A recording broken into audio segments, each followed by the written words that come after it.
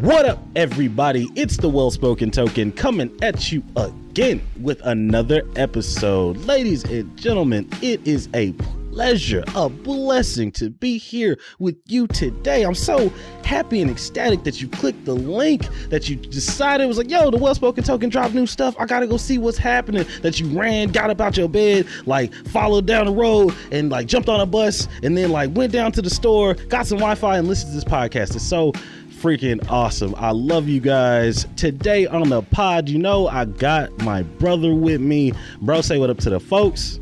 What's up? What's up? Hey, before we even kick this off, I need you to not call the guest illustrious. Okay, absolutely. I was actually looked up synonyms for the guest for today. Okay, please. I was like, just don't call him illustrious. You've been doing that really a lot. Did I say guys, excuse me, illustrious is copyrighted by Jesus and Mero apparently. You're literally ruining the illusion that we do these weekly.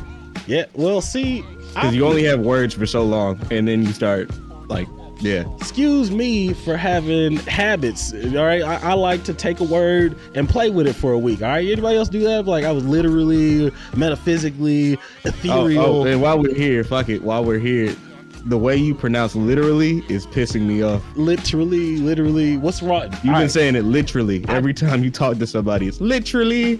Yeah. This is literally. Yes. All right, bro. Yes. All right, cool. So, as I told you, you see what I told you? You see what I'm talking about? We have a brilliant guest on the pod today. An absolutely stunning individual. I'm talking incredible virtuoso lady that wears so many hats, just takes care of so many individuals, loved by all, hated by none. We have Miss MoodySenpaii in the building. Ma'am, please say what's up to the folks. Nigga spitting. What's up, y'all? Great. Yeah. Yes. Yo, we had to have Miss Moody on because, yo, she makes so much incredible content. She manages so many platforms that, like, the nerd culture, the blur culture, the token niggas of the world, right, participate in. She's out here making sure niggas got spaces to talk about this shit, to talk they talk when they need to. And also, even if they shouldn't. I also found out she's not afraid to check some niggas. She's not afraid to check some niggas at all. We tried pre-pro and she ripped us a new one. She said, yeah, I'm coming for your heads today. So I'm so excited for it, yo. Miss Moody, you want to tell the people a little bit about yourself? Like, you know, I've of course given you all these accolades and stuff like that, but you want to run them down, you know, tell them just a little bit what you do. What do you do? Yeah. What's up, guys? So my name is Moody. I am a cosplayer, Spaces host, and I also have a podcast. I kind of do a lot of stuff, but also nothing at all. So Hell it's just a vibe. Yeah. So it's really just a vibe. It's just a vibe. No, I fuck with it. I fuck with the fact that it's just a vibe because so many people come in. One of my mentors, he's not really a mentor. He's just a nigga that I looked up to, but he don't know, like, he's my mentor or whatever. I look up to him. I like do his laundry if he asks me. Like he said that niggas only respect two things, and that's money and titles. So like niggas will show up and be all like, yeah, I'm the CEO of XYZ. I'm the top dog of fucking blah, blah, blah. And I'm like, wow, CFO. You're none of those things. you're Craig. I'm Overseer Patrick, and that's Deacon Jones over there, and that's Apostle William. That's Prophetess Monica over there. Oh, you going at the church now. I hate doing intros. I hate doing that shit because none of that stuff even means anything. Nah, shit.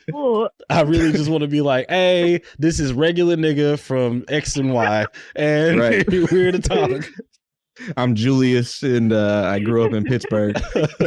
Let's get it in. I'm qualified. I hope you like me. Right. Do you get annoyed with that? Well, I mean, you probably shouldn't. Yeah, I don't know if you're allowed to like speak on that or not.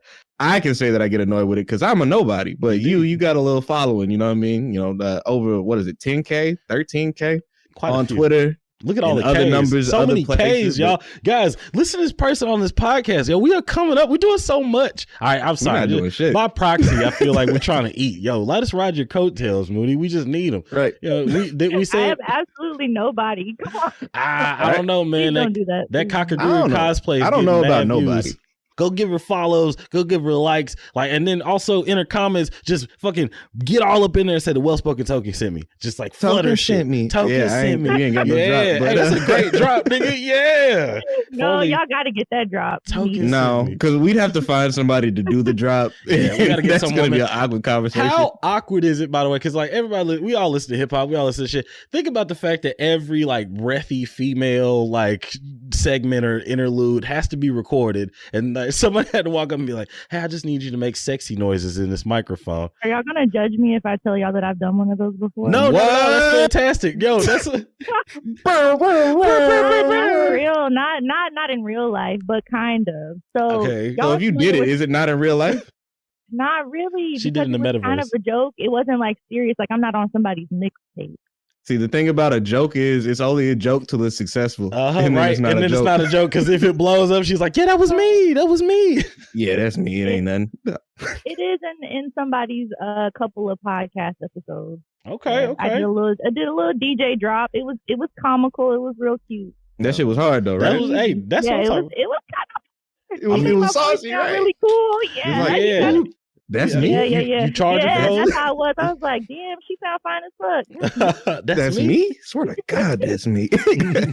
No, so the name Virgil Hawkins, like, so I came up in the Oh, he's got to talk about it. Wait a minute. Hold on, guys. Yeah. We here. We might as well. Podcast guys, we are here. So strap your fucking seats in. I can't wait for this. So like we're all children of the mid internet, like not the very beginning of the internet, but like, you know, we had it accessible and we could do things, right? Yeah.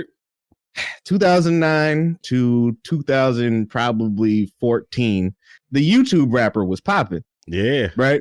You can get on there, you could like remix like I'm a Boss or some other shit. Or, you know, that exists. In Paris or, you know, like Otis. Right. You know, many mixes. We don't got to do all of them, but yeah. So I would get in there and like I had a crew of homies and we would like, you know, go to his house and we would record on a USB microphone. And, you know, it was a fun time. We're going to tell people what the title of the group was. Hell to the no. So I'm not doing that. Nah. It's in my name. It's in my name. We don't got to talk about it. It's in my name. Don't tell me. I want to know. Yeah, you know what? That's fine because you won't find anything on it. It's motherfuckers with attitude. There we go.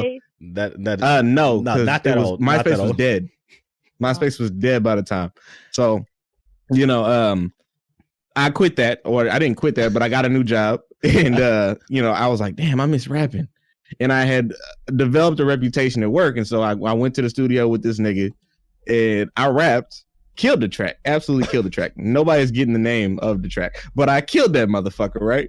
And like right when I was like wrapping up and like, oh man, this was fun, guys. I'm like 19 years old. This 25-year-old hood nigga from Chicago was like, yeah, man, can you get at the back and like talk some shit? And I'm like, oh, what? You want me to what? Oh my God. And it exists. I'm not telling people where it is, but I didn't. You can hear the uncertainty in my voice. You can hear me. I'm trying to remember the title because dead ass. I'm like, hold on, let me just pull this up. It's that one. We don't got to do it, bro. Hold on. We don't got to do it. What did they have you say? Did they have you say something? They didn't have a script. They just said go in there and talk shit. And he did. Hey, and I was like, I'm 19 and impressionable. I'll go. Fine, that's fine. There it is. Don't do it. Oh yeah. hey, agree with me real quick. Hey, be with me here. You, me, you and me right now. We don't gotta do this. Okay, got you. Well, I'll take this. No, don't run it. Don't run it. Only because that nigga owes me money. He owes me money, and I'm like, don't give him no more spits. Oh, that's true. Yeah. Hey, look. Go ahead, bring the bread. Stop. Don't do it. I'm gonna reverse that. All right. Enough about me. Enough about me. More about Moody. That's his story. That's his story about how he also did some rap tracks that are out there. But my point is that it's perfectly fine to go out there and do like rap shit because it's fun. You know what I mean? It's a fun thing. So if you're out there hitting the Yeezy taught me or whatever, Yeezy taught me. Hold on. Yeezy taught. There you go. It's like you got that. It's like you got that shit reposted. Like a. Hey, I think it's iconic. You know, you have certain things on your bucket list. That was one of the things on mine. Another one is I want somebody to make a diss track about me. That's very high on my bucket. Yes. Oh. I can get some hating niggas. Oh yeah, I'm about to say. I know some hating niggas, honestly, but they can't rap. But I need that. I need that. I need a diss track before I die. We need the Moody. And there's only so many words that rhyme with Moody. Ain't got no booty. And like, it's not like you homophobic or nothing, so calling you fruity wouldn't matter. Little patootie. What the fuck is back wrong on with Twitter? Yeah, right. Acting all bitter. She a Twitter thug. Roll her up in a rug, throw her in the Hudson. We're in the South, bro. We don't even. It's not. Yep. You got to let somebody actually write the diss track. It's true. I need it to happen. So if anybody hates me, start on the diss track now. Hey, all you struggle rappers out there, if you're trying to get some quick Twitter clout, just make the diss track. You know what I mean? Tag her. She'll retweet you. Yeah, I mean, get the ball rolling. It's gotta be good though. Don't phone it in, bro. Yeah, come hard. Go in. Oh yeah, come hard. Do some small research. Go back, analyze some tweets. Look for some problematic shit that she said. Right. It's like, when your boyfriend broke up with you in the 9th grade, you was real sad sitting back in the shade. Wait a minute. Posting on Twitter all sad and shit. It's very high on my bucket list. To get a diss track that's fantastic. I think I just want to catch a stray. I don't need to get a diss track, but let me catch a stray. Let me catch just one polite little stray. I'll be good. Yeah. Nah, my bucket list, I want to get a straight shot. Like, somebody comes through with a drive by and it's just like, yeah, by the way, he got caught. Like, he hopes that somebody comes at me really hard, and then by association, and then they also get him. By like, he gets hit me with so much about him as you getting exactly. Right. So like my bucket list, it contains like I plan on trying to do stand up one day. I'm like, okay, I'm gonna do a solid 5 minutes, right? And I think that's just about like getting a diss track grid on you, because if it's trash, you're gonna bomb, and then you got to stand up in front of like 15 to 20 people and listen to them all boo you or just not find you funny, which is worse. Like if somebody was just like, boo, get off the stage, I'd be like, oh, okay, cool. That's at least you voiced your opinion. You guys are right. But if you let me do the whole 5 minutes and you just silent cricket stared at me, then it's just like, my existence means nothing to you. Damn, how did I get here? I'd rather have the boo. At least I know I got some kind of reaction out of you, whether it's good or bad. But nothing, you don't even care enough to react. Not even one hater. That's how I feel about my post, man. If you got hate, put the hate on the post, man. If you got love, put the love on the post, man. We were pretty excited to get we got a not a hateful comment, but we got our first constructive comment on a YouTube video. It wasn't even constructive. The nigga was just like, so nice. This is slow. Like, this too slow. I'm like, I want to hug you, bro. Nigga, you the first one, bro. Thank you.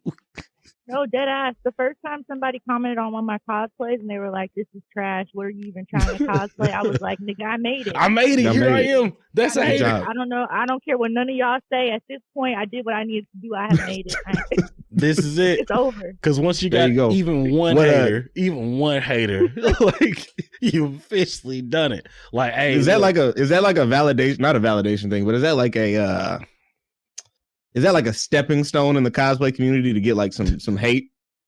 I feel like it is. I don't think other people would agree. Maybe this is a hot take, but I think it is. I think it's like getting the hate mail on your cosplay, and then the next level is when the whites start calling you the N-word or monkey. Then you really know you fire. Like, then you know you did it. Once the white people start shitting on you, that's how you know you fire, because you provoke them so much where they got to stop and they got to write a whole comment about how you're a nigger. So we made it there. You're too black to be that fucking character. Monkey. Okay. I'm like, I'm killing these niggas. Hanada isn't black. Right. Is that a thing? I don't know. Yes, it is a thing. We're actually, so I'm not in the cosplay community like that. JJ, are you in the cosplay community for real? Okay, so if we're being honest, I'm in it for the butts, but out to the butts. Shout out to the butts. Now, I'm joking around. Actually, no, I'm not. I'll say I'm cosplay adjacent, right? Because absolutely, yes, I do participate for the butts, but I also appreciate a great cosplay. My love of my life, she's very into cosplay, so I like to support her in that. Like, so anything like it's like, hey, well, costume, or like hold this pin or try this dress on. I'm like, all right, cool, baby, I got you. Like, Yeah, it's just. I think that I wanted to want to cosplay, but I've never been compelled. Like, it's not like I don't have the money to do it. I got the money to do it now. Okay. I just don't have that fucking inspiration, and I feel like I'm failing the fucking community by not wanting to cosplay or even support. I support cosplayers, but I don't necessarily support cosplay. But do you think that's an issue with representation? Like, that you just didn't have a character that you felt like, hey, I want to actually like get into this like mindset in this role? I don't know, because like there's so many anime characters that I think are dope, and when I had dreads, I probably could have pulled off a black Trunks. Probably. Oh yeah, that would have been fly. That shit would have been fly, right?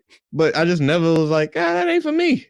Okay, that ain't me. People just not cosplay people, and I get that because I'm not super a cosplay person. Like, I don't really like wearing cosplay outside. Like, okay. I like to wear it at home. We got cosplay listeners. Hold on, wait a minute before you say anything, nigga.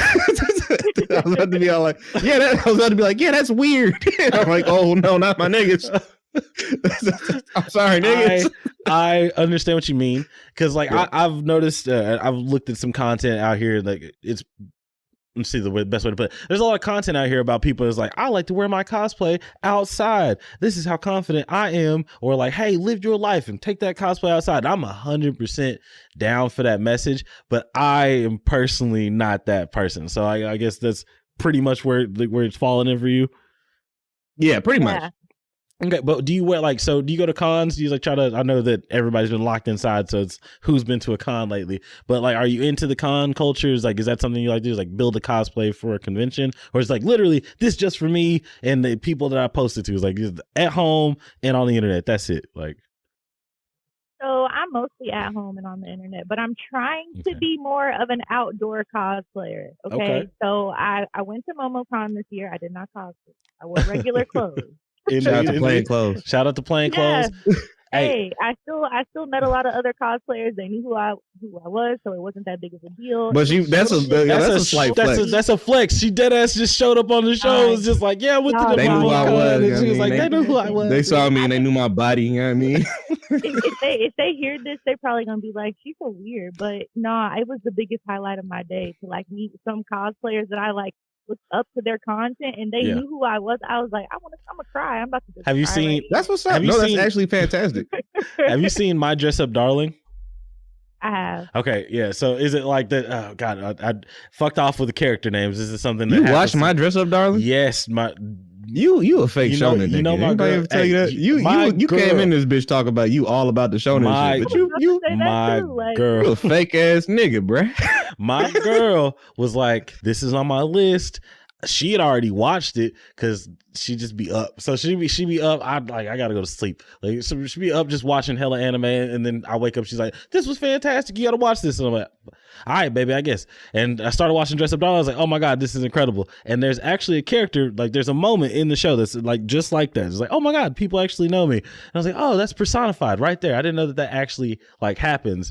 So like, would you say that's a fairly like, you have like a wide community as far as like your cosplay like friends and shit go? I have no idea. You understand how shocked I was to even like for people to even have a concept of me in the real world. Like, that shit was crazy. Yeah, I mean, so I really don't know. I have no concept of what my fan base looks like. If there is a fan base, I don't even know what that means. So I mean, to be honest, so and I know this isn't a flex, but we're just looking at it objectively. You got a moderate Twitter following, you know what I mean? So people know. Yeah, I'm not gonna say big because you know what I mean. Niggas get scared when somebody say something big. It's like you got a big following. It's like big. Hold on now. 13K. You know what? I think that's a reflex. Niggas are just like, I'm not trying to get shot. Yeah, you don't want niggas to praise you too much because like, what if you don't live up to the hype? You know us and hype. You know, you know us and expectations. So, but I mean, like. And the blurred community is so small already. As shitty as it sounds, like the fact that we know not everybody, but you know, we know most of the people in the space should tell you like it's pretty fucking small, you know? Mm-hmm. So I would say you're definitely a figure in that circle. Sure. You know what I mean? Like, even though it's Twitter and I'm like, how do you know who I am? this is Twitter. It's words and occasionally pictures. How the fuck you know me? This nigga talking about take responsibility for your audience. You know, you're a role model. Because what does that mean? What does it mean to take responsibility for your audience, nigga? I'm just in the room. It's just something niggas say when they're like, hey, look, you got a following and people seem to like you and recognize you and shit. And you got to take responsibility for your audience, which means it's like, you got to help me. Yeah, right. You got to put me on. That's what it means to have responsibility. You got all this shit. Why don't you fucking break it share it on with somebody? Somebody's asked me about that before, like about putting them on. Yeah, not putting people on, but about how I feel about bigger accounts not supporting smaller creators. How do you feel about it? Yeah, really. I feel like it's not bigger creators' responsibility, but me personally, I mean, I fuck with everybody. So if I think your shit is fire, or if I want to promote your shit, I'm going to. I'm not gonna just not do that.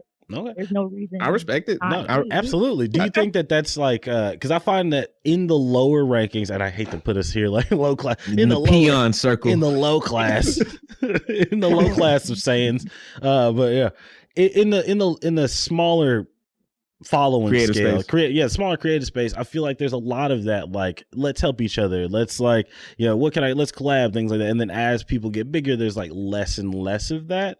Like, is it, I don't know if that's the formula. Is like, is that what we're supposed to do? It's like, oh yeah, once you get big, like stop.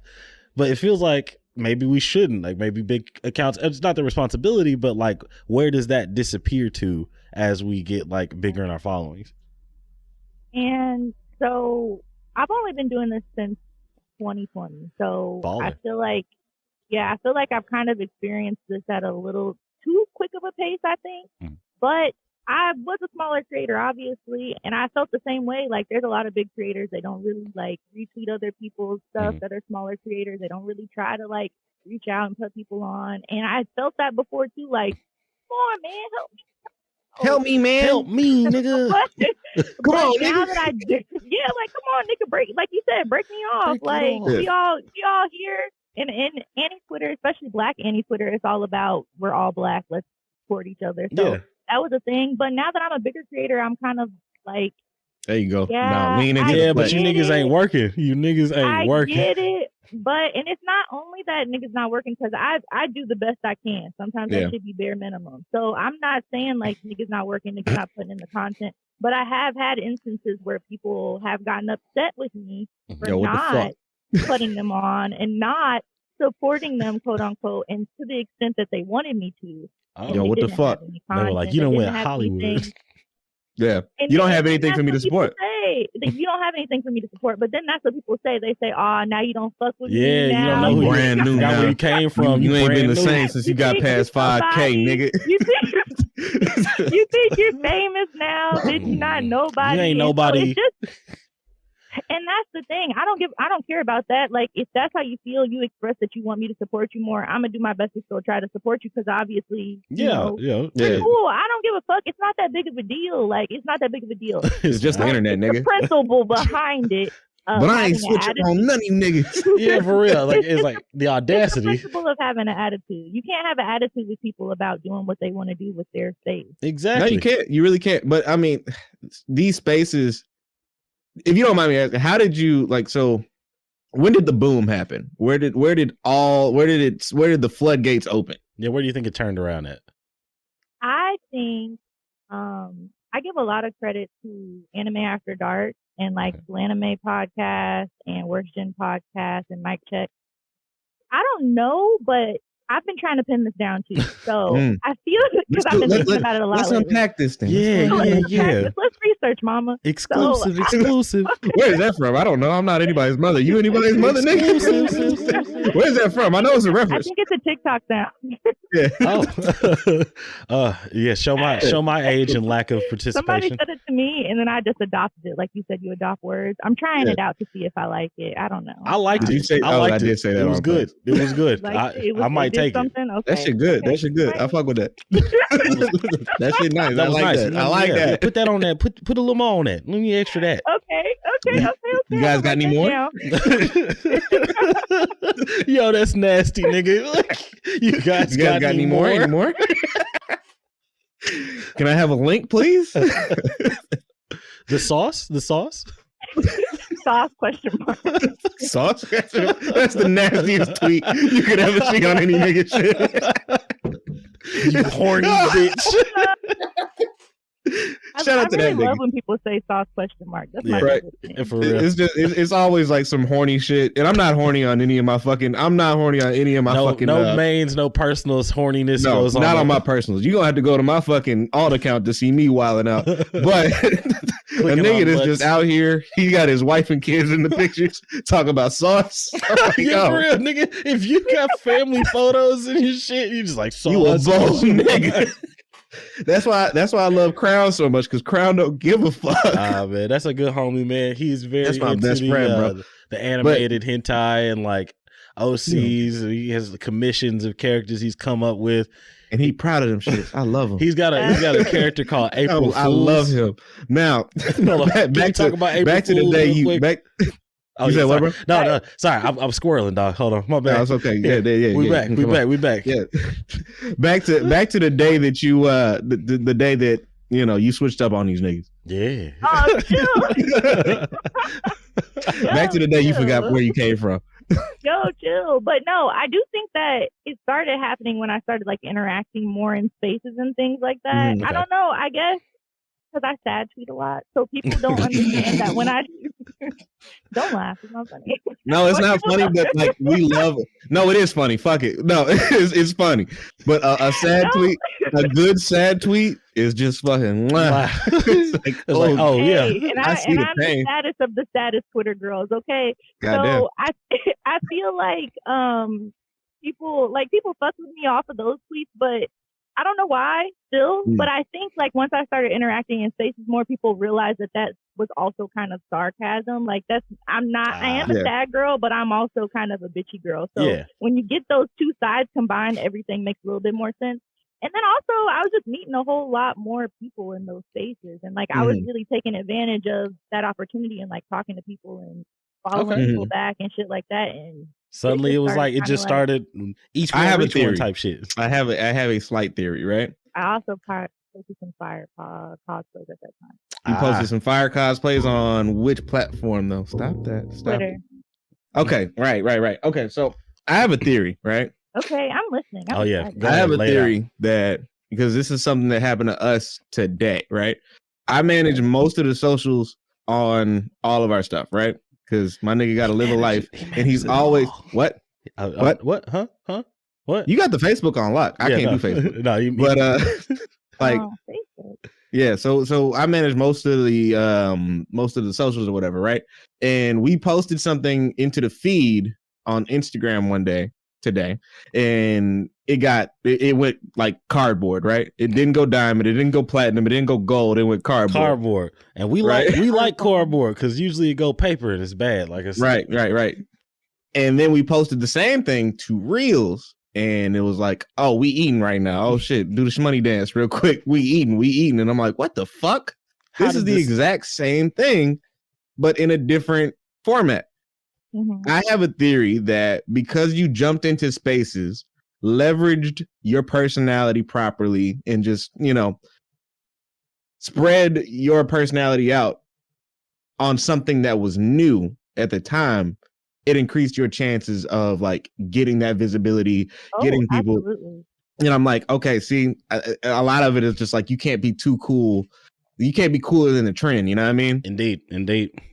You can't be absolutely. I do agree, and I still think that's true even now, because most of the content that I make is in spaces. Who else is really doing spaces now? Who really doing that? Who doing that?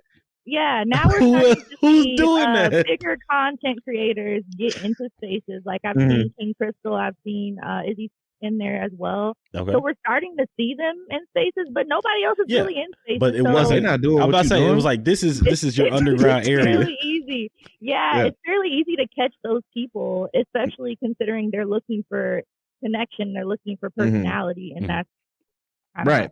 Yeah, so. They want somebody to put their face in there, and I think you do a fantastic job of it. I don't have the attention span, nor I don't have the attention span nor the interpersonal restraint skills to do, and interpersonal skills. I'm some shit. To hop into fucking Twitter spaces and really like do any type of fucking damage. Because I've been in some Twitter spaces, I'm like, wow, this is really fucking good. And I've been in others and I was like, oh, these niggas this is a shit. literal discourse. This is nothing. Yeah, this is a wild spaces out there. But you spaces were a time. Yeah, and you and what's the name of the counterpart you do it with sometimes? You have a partner in crime. Collective Cafe space that we do. Right, that one. That one. GB. Yeah. Real cool nigga too. I'll fuck with him. Like, yeah, he's cool. Yeah. So like, you guys do such a good job of like controlling that space and like trying to make sure everybody feels like they're a part of it. And I'm just like, okay, so you can get on the trend and completely fuck it.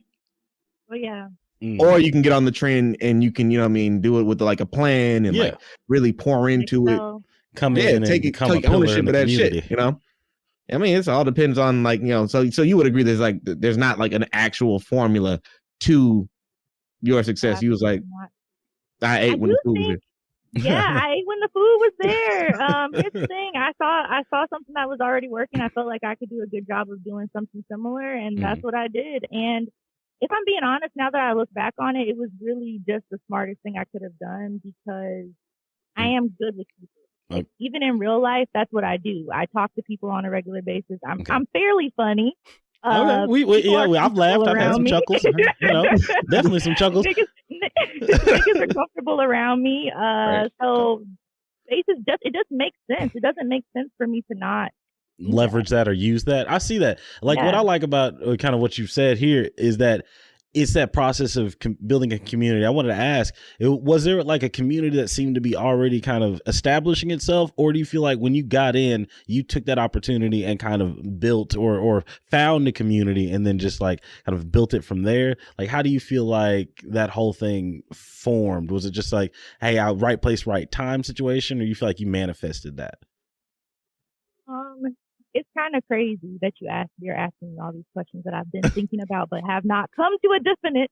Welcome to the fucking world. I love it because I love it. I'm living for it, honestly. So I think, obviously, when I first got on Twitter, my goal was not ever to be a content creator. So I think that has a big thing to kind of play into it. Okay. I was looking for community. I was looking for friends. I don't have any friends outside in the real world who talk about. God damn. Real life sad girl tweet. God damn. Yeah, for real, right there. It's trash, bro. Shit's real trash. And we got to get real deep. So you have get to in there. No, please, let's go. Get in there. Let's go. Hey, everybody put on your hats. Let me know.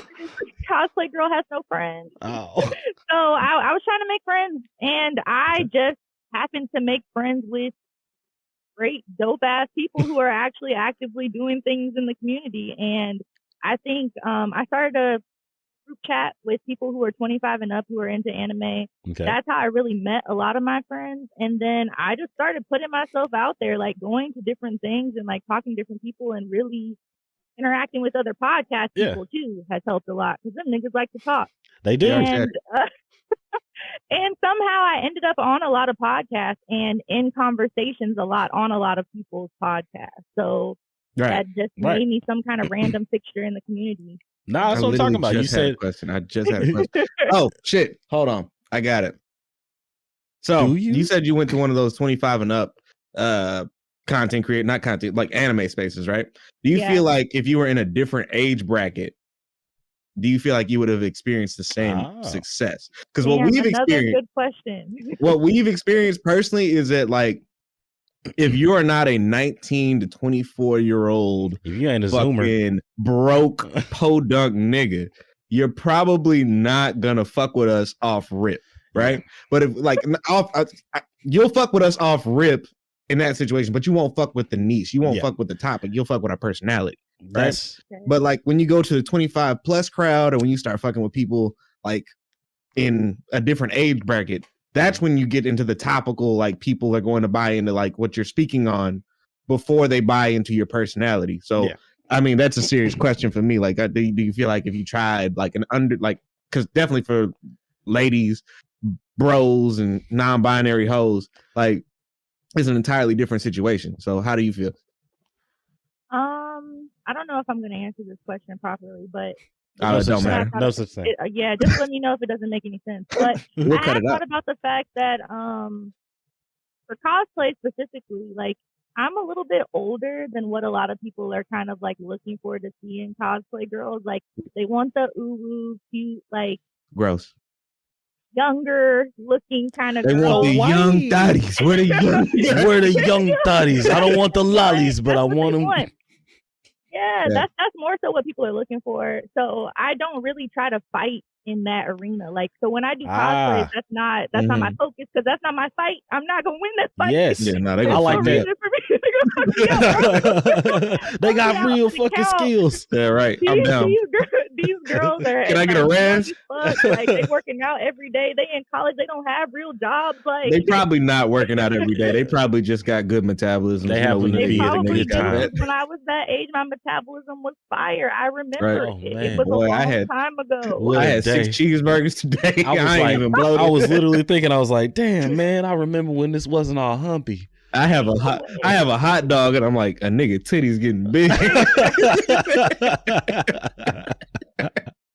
Yo, you ever feel the fat travel down your throat? Just like, oh God. You eat a piece of cake, and you're like, yeah, I'm gonna regret that motherfucker. Yo, eat a greasy burger that's just like, yo, I'm gonna die at 50. Yeah. I drink way too much. Life is too hard. I drink way too much for my body to be snatched like that. And that's, you mean water, I have right? to accept that. No, yes, she know what she's talking about. She drank that good. So she was on the bottle earlier. Out the bottle. That's what I love about this person. Yo, she was out the bottle on the screen. She older. She's not that much older. She's the shame of like trying to be like whatever the fuck. That shit goes out at like 24. Yeah, like I ain't trying to be the nigga that's like drinking out the bottle. No, nigga, we bought the bottle. We bought the bottle. I'm pretty sure I've posted on Twitter before drinking out of the bottle. So yeah, but are you on video with that though? Yes, I was on video. I didn't know. Oh, you can get on Twitter Space with video. We don't know shit. Yeah, I was about to say we don't know shit about Twitter Spaces. The thing about Twitter Spaces, it has usually a corresponding hashtag, so you can post like videos and pictures in the hashtag, and people who are in the space click on the hashtag, and it's like having a chat that goes along with it. It's like a thread, like a Okay. I don't know the first thing about it. And she put me off. And our biggest issue is like sometimes we'll like do shit and feel like we missed the wave. Yeah. And it's like, fuck the wave. We just gonna wait on the next wave. What you call it? Missing the trend or jumping in the trend situation is that like with TikTok, too cool for the trend. That was the word you used. I was trying to remember exactly what you said. But like you can coin it. Being too cool for the trend was something that I feel it resonated with me a lot, because when TikTok came out, I was very much like old fogey type shit. It was like, this is fucking the same like 8-second style like video service that we're gonna have in and out. I don't need to jump in this, blah blah blah. And again, it was being too cool to jump on it rather than like getting out and trying to leverage my personality in a building like platform. I was just like, oh no, cool. And the people that got in the ground floor typically are going to succeed more because people are looking for that type of content. And I think that's like dope that's the story with your Twitter Spaces. And that's almost the turnaround or like the fucking point where you started getting too big for your britches and shit. Now, like, I don't want to make it seem like Twitter Spaces is the reason that Moody is fucking successful. Not at all. I don't really care if you guys do say that. You deal with a lot of egos. A lot of no, I don't. Hey, I'll check you if I feel like I need to. Right now, I don't feel like I need to. But let us know. But yeah, so I don't have a problem with people saying that. People have said that to me before. But here's the thing. I'm the person who decided to do Twitter Spaces, so it's still on me. Yeah. And a lot of people don't have the confidence to do that. 2, you can't just get in there and do anything. Right. You have to have some sort of a plan, even if it's a loose one, to be successful, to get people to come back. There have been at certain points in time over 100 people in our spaces. Like that's not just that ain't small numbers, yo. That I'm just doing something just to do it. Like that's actually like working and like trying to work with my team and like trying to make something happen. Yeah, building it like it's like, hey, let's present something. Let's give people something to come. Let's back have a to. fucking plan. Yeah, you know, because like a lot of, I think that's where a lot of niggas, ourselves included, we're a lot of niggas. It's true. I think that's where like a lot of niggas fuck up because it's just like, oh, one day I woke up and was like, let me go buy a microphone and then plug that motherfucker up and get busy, chatting. Man. Like, because I got what grinds my gears. That shit's important, right? Dog. And that's cool and all. Y'all know about the bubble in the Jordans. You said what, brother? Nothing. It was a bit. Oh, you were scrolling? Yeah, I was. Yeah, it's okay. It's fine. But yeah, like once you realize, like, in Discord's fucked up because it like that's why we like Zoom. But anyway, like if you don't go in there, like you go in there and you realize like I'm not gonna grow without a plan, without some sort of thing. You know what I mean? It's like consistency as well as whatever. Because like, and that's the weird thing about content creation now. It's like it's not necessarily about being good because you can be the best rambler in the fucking world. But if you're not going at it with a plan or a strategy, you're just going to stay exactly where you are or get so big. Yeah. What I wanted to say was that I don't attribute Spaces, right, to your rise, like, fully. Because obviously, like, after looking, kind of doing a little research, like, oh, no, she's out here really working. And it's not just there. It's like each different, like, medium and shit. I want to know, like, was Spaces, like, when you jumped on there, of course, it wasn't to, like, you were looking for friends. You weren't trying to become a content creator. But where do you feel like that switch, like, flipped in your brain? It was just like, okay, well, now I want to make content. Like, what was that driving point? I'm gonna be honest. Be honest. Please do. Sound like a fucking clout chaser. Do it. But get that clout. Was telling me I was doing a great job. Oh, positive affirmation. My head up, nigga. It was positive feedback. These niggas was asking for it, and I gave them what they wanted. I just gave the streets what they asked for. Yo, I was pulling it out my sock and throwing it at them, dog. Yeah, I mean, they liked the product. I was cooking. I was like, damn, I really got the best. Yo, man, the line was around the block. You know, block was jumping. The clucks is all over the place. No, at least you kept it 100. I appreciate that you kept it 100. No, but I mean, I've always wanted to do something creatively, but I've been struggling to find like my thing. What to do? It kind of felt like I found my thing, and I was like, oh, definitely, I'm 100% in. I'm about to figure this shit out. Right. It's moving, Ballin'. like, and I'm happy. I like it, so I'm gonna put everything that I can into it to figure out how to make it better. What I got to do, let me know. It's one thing to have like the clout thought, you know, because we've all had the clout thought, like, oh damn, I mean, this is the same thought that makes your cousin think that they can sell plates out the house. It's the same thought. The same thought that says that make your family think like I'm gonna do t-shirts for real. I'm gonna sell Herbalife. Right. It's like, oh, I'm killing these niggas, you know. But approaching it with that zeal, like that feeling of like, this is my job. I need to take like a personal investment into this shit. I gotta figure this out. That's the shit that, like, I was like, okay, I think a lot of people are missing. Is like, oh no, there's a puzzle to this. This is not just like, oh yeah, I found the thing that I want to do and now I just do it. Like, no, like, you don't just jump in this water and learn to swim immediately, nigga. You gotta fucking you gotta drown a little bit. You gotta drown a little bit. Yeah. You gotta drown in your lungs. A lungs. lot of people like me, because they get to see me fail a lot. Right. Yo, that's my next thing. I was like, what's your iconic failures? It was like, so going through this, you obviously had some failures there. You about to start podding. No. Look at this nigga. No. He got the look. This nigga got the look where he's like, oh, I'm in the grove. Yeah, I'm in the zone now. Oh, I'm in the fucking grove. I'm in my question bag, yo. Get in your question bag, nigga. This is what we always wanted, huh? Fuck me sideways. You niggas always distracting me. But podding. Fuck. Biggest failures. Yes, actually. So I find the reason that I got deeper into content creation, right, was, and I hate to fucking attribute to this nigga, but at the same time, he's pretty dope. Gary V, the Gary V's content. Like I was love Gary V. Yeah, I was. Well, every niggas do love Gary V. And we can talk about that. But the same. This is something I think that you're very. And I'm not. I don't want you to lose this. Please don't lose. No, you're good. But yeah, I mean, I think that you're a very honest individual, and I think that you put out very emotionally honest content. Yes. And that's, I mean, because a lot of niggas will go out there and they'll pander. You know what I mean? They'll be all like, you know what, man, I support this, that, the third, why, boo, bop, blam, you know, and they just kind of whatever. It seems as if you have gripes with Gary V. And I'm like, oh, we got to talk about that. But please, JJ. There's nothing wrong with having gripes with Gary V because it's totally it's totally understandable. That's what I was gonna say. Is that, like, at the time I was in a very, like, undecided, uncertain place, right? And I'm a generally positive person. I'm a generally positive person, and I love motivation. Anytime a motherfucker is like, yo, do this, you got this. But what I loved about Gary Vee's content was his relationship with failure, understanding that failure is okay, and that the reason why a lot of people with money and things like that have the ability to do things is because they have room to fail. There are safety nets. So when you fail, it's not catastrophic. It's a learning experience.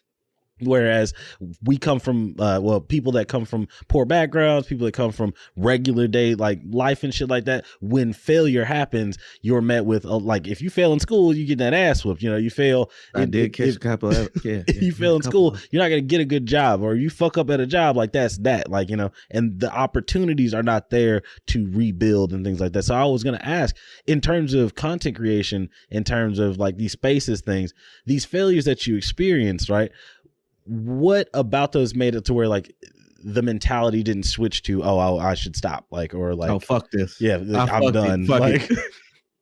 Is that just your personality, or do you feel like there were moments that just kind of people were just still yo, you're doing good, so yeah, because obviously Gary Vee did not bro you into doing it. Yeah, no, Gary Vee was not. I wasn't praying to Gary Vee every morning to give me strength. 6 We'll talk about this. We got to talk about this. Yeah, we go in. I can't wait, but please. No, I don't know. I'm kind of a cocky bitch, I guess. And Shout out. Also, I don't think that I'm that great of a person. I feel like you think you're a piece of shit. Yeah, I do. So I feel like the too. relationship with failure, you have a hard time with it when you don't know that you're fucking human and that you're supposed to fail and that you're going to fail. Indeed. It's when you expect that you're going to be the shit every single time. That's when your heart is hurt because you fucked up. So now you damn, I ain't shit no more. No, damn, I can't do it. Niggas hate me. Nigga. Okay. Exactly. But I still do that sometimes though too. So if I fail, I'm always man, fuck. I can quit.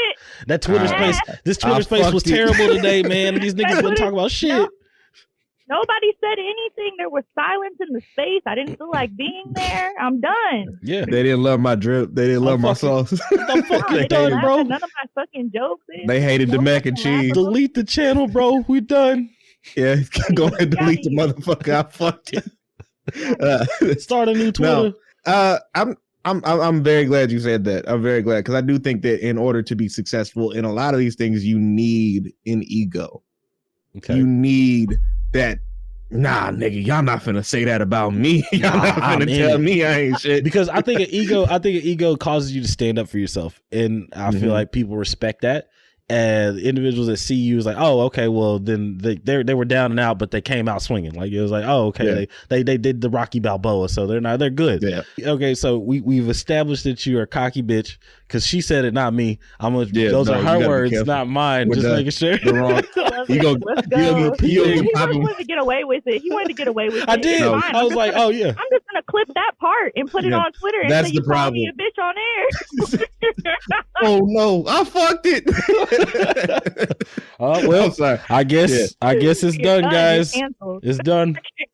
Pack it up. No, that's one of his. That's my nigga's biggest fear too. It's like a Bugs Bunny sketch. Pack it up.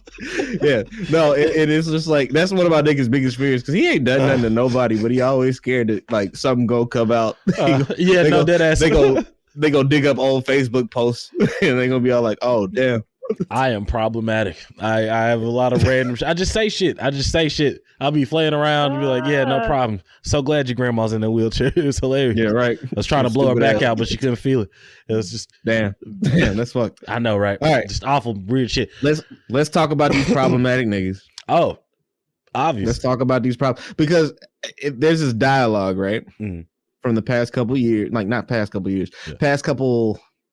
Yeah, I guess years since the pandemic, really, where a lot of the figures that men, quote, men look up to are getting completely shit on, right? Kevin Samuels, and I'm Gary Vee. You got your Kevin Samuels, your Gary Bees, your Jordan Petersons, your Abba and Preachers, you got all Joe Rogans, even Joe Buttons. Oh yeah, that was a 2-pack of ass. Bang, bang, bang, bang. Yeah, that's right. That's y'all shit is what you telling me. So. Yeah. Well, so but we're not fucking. Yeah, but I was gonna say I'm not. I was gonna say the whole thing about Gary Vee was just to say I was I stopped listening to his content after a while because I understood, I don't need this every morning to get up and do things like that. But he had a nugget of information that I was like, oh, this actually kind of helped me, right? But I started looking in the space and seeing, I was like, oh, damn, niggas is looking for a daddy. Like, niggas need, looking for a big brother. They need a big brother. Like, and that's what I started seeing with these spaces, like more and more individuals that are like, oh, I didn't have this great. I had a point I was going to segue because I want to talk about these disrespectful niggas, but I wanted to get to something else before that. Is that like people are looking for? Oh, you're good. My bad, gang. I just came up with that at the fly. Here I am. Yeah, but people you didn't say you don't let him segue. It's true. I did say that. You don't never let him segue. No, we are some shitty podcasters. He's very worried about me dropping the ball, so he's ready to pick up the ball before it ever drops. And you know where that shit comes from? And we're gonna end up deviating again, right? But this is my older brother. This is like my actual older brother. There are very few people that I love more than this nigga. Very, very few. Possibly mom. Possibly dope, mom. Yeah. You know what I mean? But then I'm also just like, my brother is gonna outlive my mom probably, so I gotta show him a little more love. More? Yeah, I gotta show him a little bit. Love you, mom. But love you, mom, very much. Probably the younger brother might get a little more love to him, and I hate the idea of seeing him fail. I hate it. I'll kill any nigga you try to fucking fuck with him, right? I love that. That, and you can kind of tell because y'all bounce off of each other really well. Like that whole. Just y'all can read each other's minds. We grew up together. Yeah, I was about to say, so and we're like actual brothers. Like we actually spent time together and did shit. We snuck in the Scott Pilgrim. Yeah, together. I was about to say we were not supposed to see the midnight show on the Scott Pilgrim. It was only for the employees. I was just like, fuck it, we gonna go. I heard it was happening. We just went. So like you know what I mean. And so like when I feel like, oh, this nigga about to fumble, let me go get the ball for him real quick before he fuck it up. You know what I mean? Like get him back in the game type shit. I love it. I feel like it gives me the same safety net that a lot of people have when it comes to. I don't have to necessarily worry about it because my brother's there. I was like, oh yeah, so I slip and fall. This nigga gonna catch me. If he slip and fall, I got him. So that's why I'm just like, you know, I think for us in particular, these Gary V's, Kevin Samuel, whatever niggas, a lot of these people don't have that sense of what's the word. Safety, like maybe that sense of safety, sense of like community, sense of any of that shit. So they get it from these niggas in the communities that these niggas make, right? Yeah. So like I like Gary V. I like Gary V because he's got like, you know, sound advice and he tells you to take accountability. And niggas love that word now. Niggas love the word accountability more than anything. You know, they'll throw it at you. It's like women don't get taught no accountability, blah, blah, blah, blah, blah, right? And it's just that's not true. But you know, like if enough niggas echo it, you know, you start to believe it. Yeah. You know, and one of my biggest things is just like, I really want that shit to stop. I really want niggas to feel like there's more positive, I guess, role models for men out there that don't just like tell you to whatever. Cause all that nigga doing is telling you to make your bed, bro. I'm about to say, yeah, dead ass. Get up, wash your ass. Like, yeah, right. Can you brush your teeth? Brush your teeth, you know, put some deodorant on. Don't you know what I mean? And the hoes might fuck with you. And I feel like that's like 70% of the audience is just like, girls don't like me. They don't talk to me at all. They don't. Maybe not our audience, but no, not us. I meant theirs. Yeah, but most of their audience, right? So what is your Moody? What's your perspective on like that? Because like I feel like as a man who thinks I don't have these fucking problems. You know what I mean? You a man that thinks now, huh? Well, I mean, I know. I get it. I know what you mean. You know what I mean. But I think that like very soon, very very soon, I feel like this shit's gonna come to a fucking head. It's already came to a head. Like you saw what happened after Kev died. Niggas was on his ass, boy. Yo, I'm glad he's dead. But I think that the thing is because with all the positivity that they bring, they mix in a whole bunch of bullshit. So right. Like, okay. Cool. You have a wealth of knowledge on one thing and you're really helping people with this one thing, but you also saying a whole lot of bullshit and people are feeding into that. And that's not something that needs to be perpetuated. That's money. Y'all just need better role models. That's money right there. Back to your point earlier though, when you was like, you know, it's not my job as the person with the platform to police it. You know what I mean? That's not the words you use, but like, essentially, he was like, as the person with the platform, it's not my job to do X, Y, or Z. And it is my personal belief that like these niggas that have these platforms, it's not there. They should. I want that understood right quick before I fucking have to deal with that. Yeah. Like, they should do a better job of policing their platforms, but it's not their job. You know what I mean? Absolutely. Like, you still have to live your regular life. So why is the gripe with Gary and not with the niggas? Here's the thing. I feel what you're saying. I 100% agree. Like, if you have a platform, you have a certain responsibility to police what happens. Mm-hmm. If you're going to say some bullshit, you should also be willing to be dragged for it. Like, okay, True. cool, you don't want to police your community, but you're spewing misogynistic nonsense in addition to the motivational stuff that you're talking about. Yeah, you die and you get dragged to hell. It is what it is. You should have been prepared for that when that shit came out of your mouth. Like, Agreed. and that's how I feel as a content creator. If I say something, I'm standing on it. I'm saying it with my chest. Right. And if you don't agree with it, that's cool too. And that's fine. Now, I do feel like a lot of these niggas, there's certain niggas in those spaces that I think are like not taking any accountability, right? But I think that niggas over a certain age are like, yeah, you know what, that is right, that is this, that is that, whatever. But then again, it goes back to the people who buy into that shit. I still think like ultimately that's always gonna fall on them. Like, you know, with Kevin, you know, I'm not gonna throw a RIP out there because you might not like agree or whatever, right? So like, I don't shit on people when they're dead. That's weird. Well, then RIP. That's very fair. Me neither. But you know, with the Godfather, you know, with Godfather Kevy, with Daddy Kev. All right now. Yeah, right. Our Lord and Savior Kev. Yeah, all right now. I said I don't shit on people when they're dead. I didn't say I'm gonna let you dick ride for 2 right. minutes. Right. Damn, where's the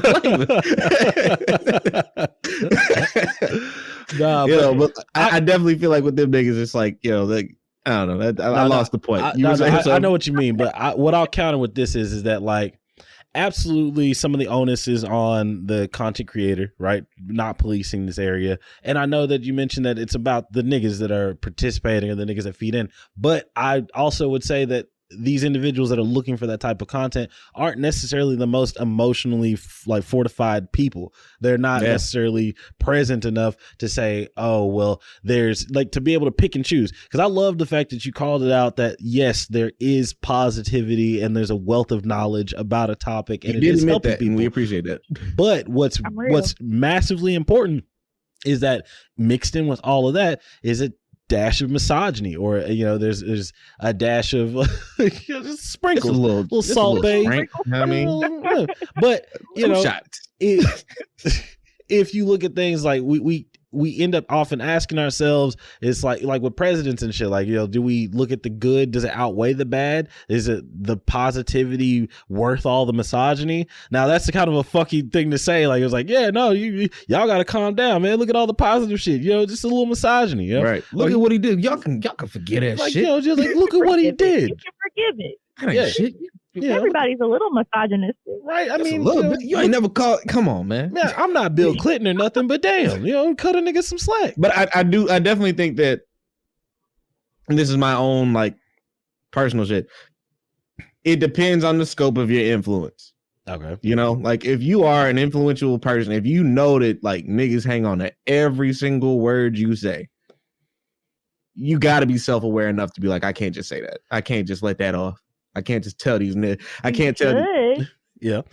I agree. You know, yeah, I was about to say, I think there's a lot of things that we should do, right?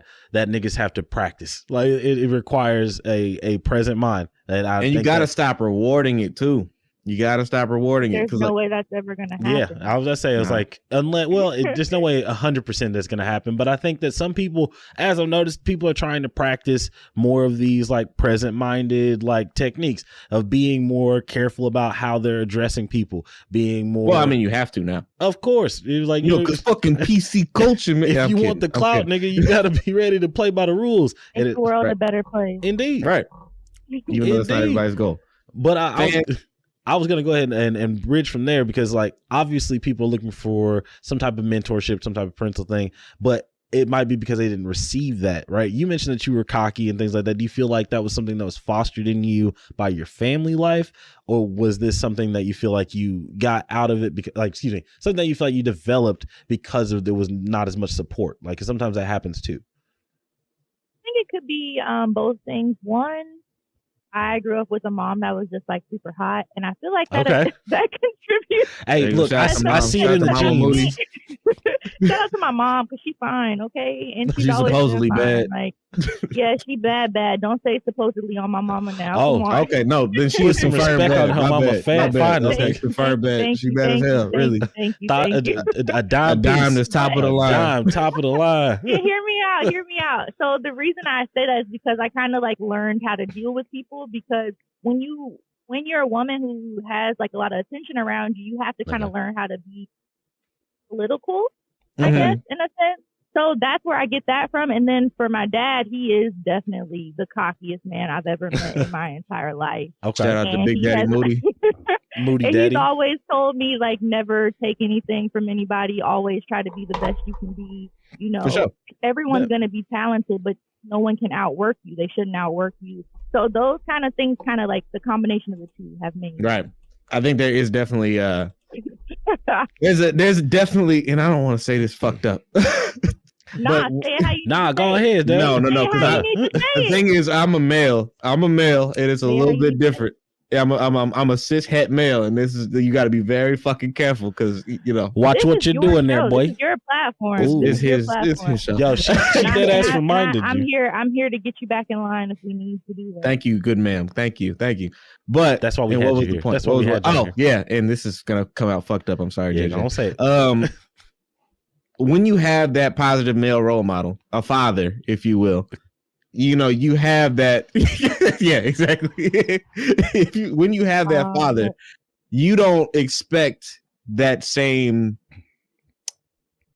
treatment from other people. You already had it. You had it your entire life, so you don't seek it out in anybody.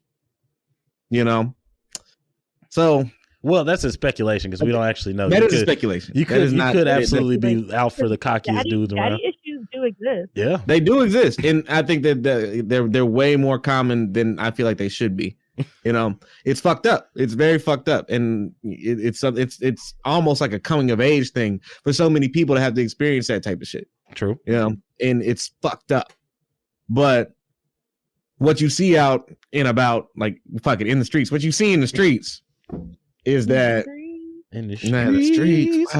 What you see in the streets is like a lot of that like lostness, a lot of that like uncertainty bleeds into behavior, and it bleeds into like interactions with other people. Like you're not even dealing with a person anymore. You're dealing with the ideal that somebody created.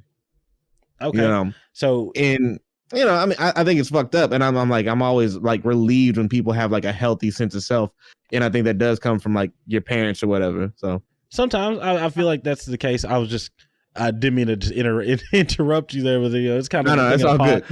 Yeah, no, I just like I was saying earlier, some people, in spite of like the lack of support and things like that in their homes, develop their own confidence and things like that. So I don't want to downplay anybody else's experiences without that, because there are indeed lots of women and people. There's men, because men have daddy issues too. Niggas out here. Oh, men have daddy issues bad. Mad daddy issues. Bad. Please, sit. Niggas want dads more than women. Absolutely. And we'll take anybody. We'll take any anybody. Nigga could be my dad. You want to be my dad? You're my dad. We don't have that problem. The world is in the state that it's in. True, because niggas don't got dads. Because niggas was locked up and sent to Vietnam and all that good stuff. Oh yeah, or he went to jail. Niggas don't have dads, which is wild because the general theme of shonen is that you don't have a dad, and like. You said what? The general theme of shonen is that you don't have a dad, and these niggas are all typically pretty good. That's why niggas love shonen. Damn. Go ahead. No. Tell us about how you hate these niggas. I don't. By the way, I can tell you don't hate niggas. I can tell. Yeah. I see. You definitely want to hold. You just want to hold people accountable, and I respect the fuck out of that, because that's the same thing. Like at the end of the day, we are all battling our own insecurities. We're all battling like the fucked up shit that happened to us coming up. Yeah. So, indeed. A lot of times you're not dealing with people at their higher selves. You're dealing with people who are just trying to reconcile with the fucked up shit that happened to them. Yeah. Yeah. Honestly, I hate that I even know that that's a real thing, because everybody doesn't have that level of awareness. Yeah. So when you treat people we had like that, we had a dad. So. Y'all had dads. Okay, I was gonna ask like y'all had a daddy because of fuck. I mean, everybody don't got dads. Yeah, everybody don't got dads. Nigga, did you just casually drop that he's dead? No, I didn't say that he was dead. Nigga, whoa, fam. Moving on. No, it's all good. We got a dad. He was fantastic. He was the greatest. He was the greatest nigga that we ever met. You okay? You good? Now what y'all gonna do if I just start crying right now? That's what. It's fine. We don't care. We don't care. Don't do that. Hey, stop that. Stop that. You're trying to make him come out. No, but yeah, since we're here, it's like you put that out and put it on the well-spoken token. It's just mean to win. We don't have to talk about dead dads. We was gonna talk about it at a later date because he actually passed away this year. Dead dad. Because it's fucking funny. It's life, and you have to laugh at life. Hilarious. Dead ass at his wake, we dead ass like each of us got selfies. Like I got a selfie with my dad in his casket. Dead ass. Doesn't sound like you're healing properly. You know. Let's talk about. What's crazy is I think that healing properly is a luxury. True. I do agree with that. A lot like of shit that's luxury. Being able to come to terms, and that's why I'm like, I can't be hard on these niggas that love Gary Vee or Kevin Samuels. Because y'all really ride for Gary Vee and Kevin Samuels like this. Like no. I basically we've just experienced a lot of like backlash about these niggas because I guess it is a trope for people saying. Not to us directly. Like this is just noticing. Unlike you, ma'am, who participate and interact, right? Okay, us, we be out here looking and just like observing. Okay, and then a lot of observation and commentary. That's the bag. Yeah. So when I say like, yeah, we received a lot of backlash, I mean, I see a lot of individuals kind of putting out negative things about people that like. Or people that consume that type of content, right? And even me, I'm like, oh, these niggas are looking for daddies. Oh, these niggas are looking for like mentors and shit like that. Yeah, but that we're looking at what is this space? I love it. I know niggas with daddies who listen to Kevin Samuels and Gary Vee and Joe Budden. They got full daddies who love them and who have put them through college and given them several cars and supported them through all their shit. Oh, privileged niggas. Privileged niggas. Privileged niggas. It's not just niggas without daddies who rock with Gary Vee. It's men in general just like them. And I don't know. But why. I will say it is niggas with terrible father issues that rock for him that hard. I will say that. Because you can have a pops. You can have a positive role model, but if he ain't like hug you enough, or if he ain't tell you could be some shit or whatever, right? You gonna get it from Joe. And we like Joe. We like Joe. But when Joe fuck up, I'm gonna tell that nigga Joe, like, hey, Joe, you fucking up. You know what I mean? Because like I think that men need to be honest about that. Because I think sometimes when I talk to people about Joe Budden, I'm like, okay, I get that you like it, but you do understand that not a good person, right? Like, now you understand that. Yeah, Moody, you're very self-aware. Yeah, because I was about to say she straight up. One of the things we asked, very, like, very self-aware. You're like do you feel like you're a piece of shit? And you're like, yeah, of course. Now here's what I'm gonna say, right? And this is the fucked up situation that we just live in, right? People are not looking at you like an individual when you say that. When you say like, oh, Joe, I mean, how could you ride for Joe? Joe a piece of shit. How could you ride for Kev? He a piece of shit. Blah, blah, blah. They're not hearing that from Moody. They're hearing that from women. Mm-hmm. You are now a representative conduit for women. And it's like, ooh, that's a terrible bag to be in. I don't ever want to be the conduit for women. Yeah, but that's something niggas, that you find yourself as a person. A lot of the times, like when you put out an opinion and it's got traction or other people, then suddenly you become a part of that movement, or suddenly you become like a supporter of that like thought process or ideal. Right. It might be something that you have. Twitter is, though. Then that's why we've always been scared of fucking Twitter. Twitter is only for the badasses with big opinions and who can back their shit up. If you don't got that, then you need to stay off Twitter because you're gonna become the main character and somebody's gonna drag you to hell. I think you've worked yourself in a position where you could say that though. Okay. I think you've worked. What does that mean? What do you? I think you've worked yourself in a position where you could say shit like that because we got Twitter. You got on Twitter in what, 2009, JJ? Oh yeah, yeah. Like OG Twitter. Yeah. So we got on Twitter in the beginning, right? We got on Twitter in the beginning. We was in high school. Yeah, but I was using that shit like a group chat. Like that. I was using that shit like it was a fucking group chat. And I was like, I was using it wrong, obviously. But I was like putting out thoughts and crazy shit that was like, oh, I'm just putting this out to all the niggas that follow me, the people that like enjoy this type of content. Oh God, this will never be discovered. Is what you think. Yeah, exactly. But that's how I started off Twitter too. Right. And this is my point though. This is my point. Okay. So like we jumped into Twitter as an average user. 2017, I looked at my shit because they locked my boy Louis up. I'm kidding.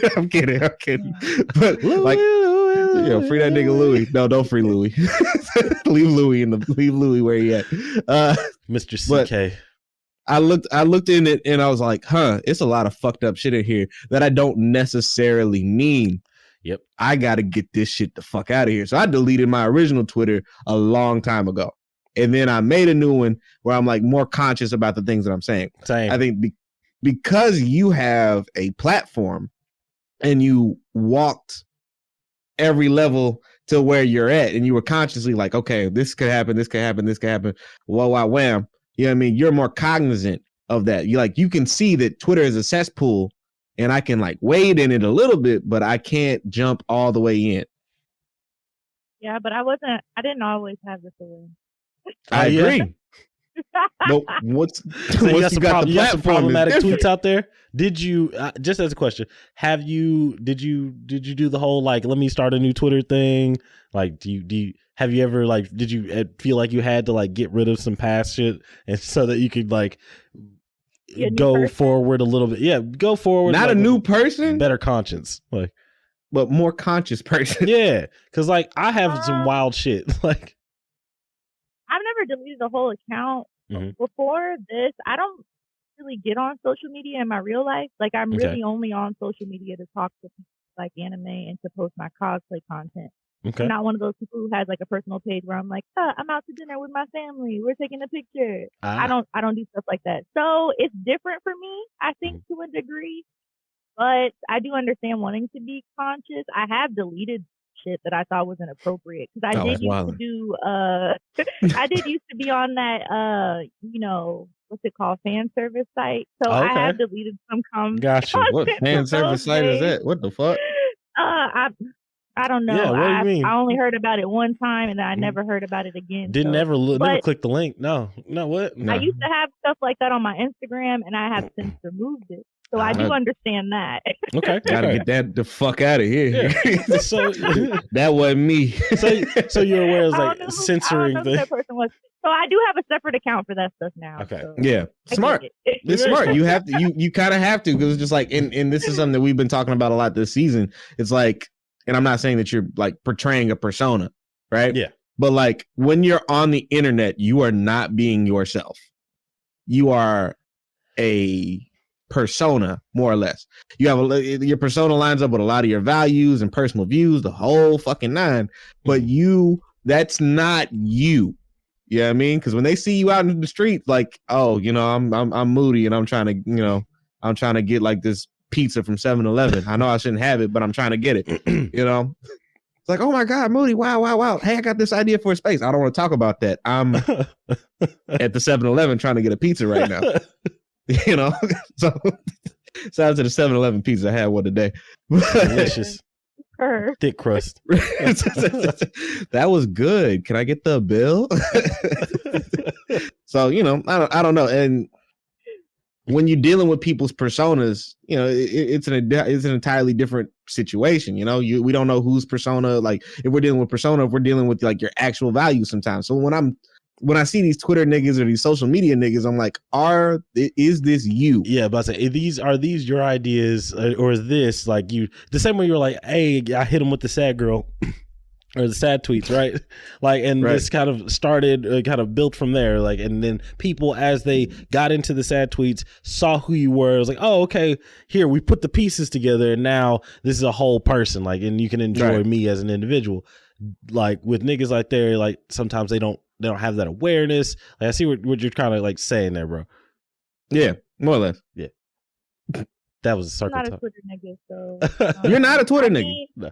I'm not a Twitter nigga. However, I don't even go by my real name on the internet. So if I was a persona, sorry about it. It's not even. Moody is not even a real person. Exactly. It's like who's it? Moody's this thing on? It's zeros and ones on the internet, like right? This person doesn't even exist. It's all made up. So the mentality essentially is like, hey, with you being so removed from social media in your day to day life, like you don't have time to fuck up.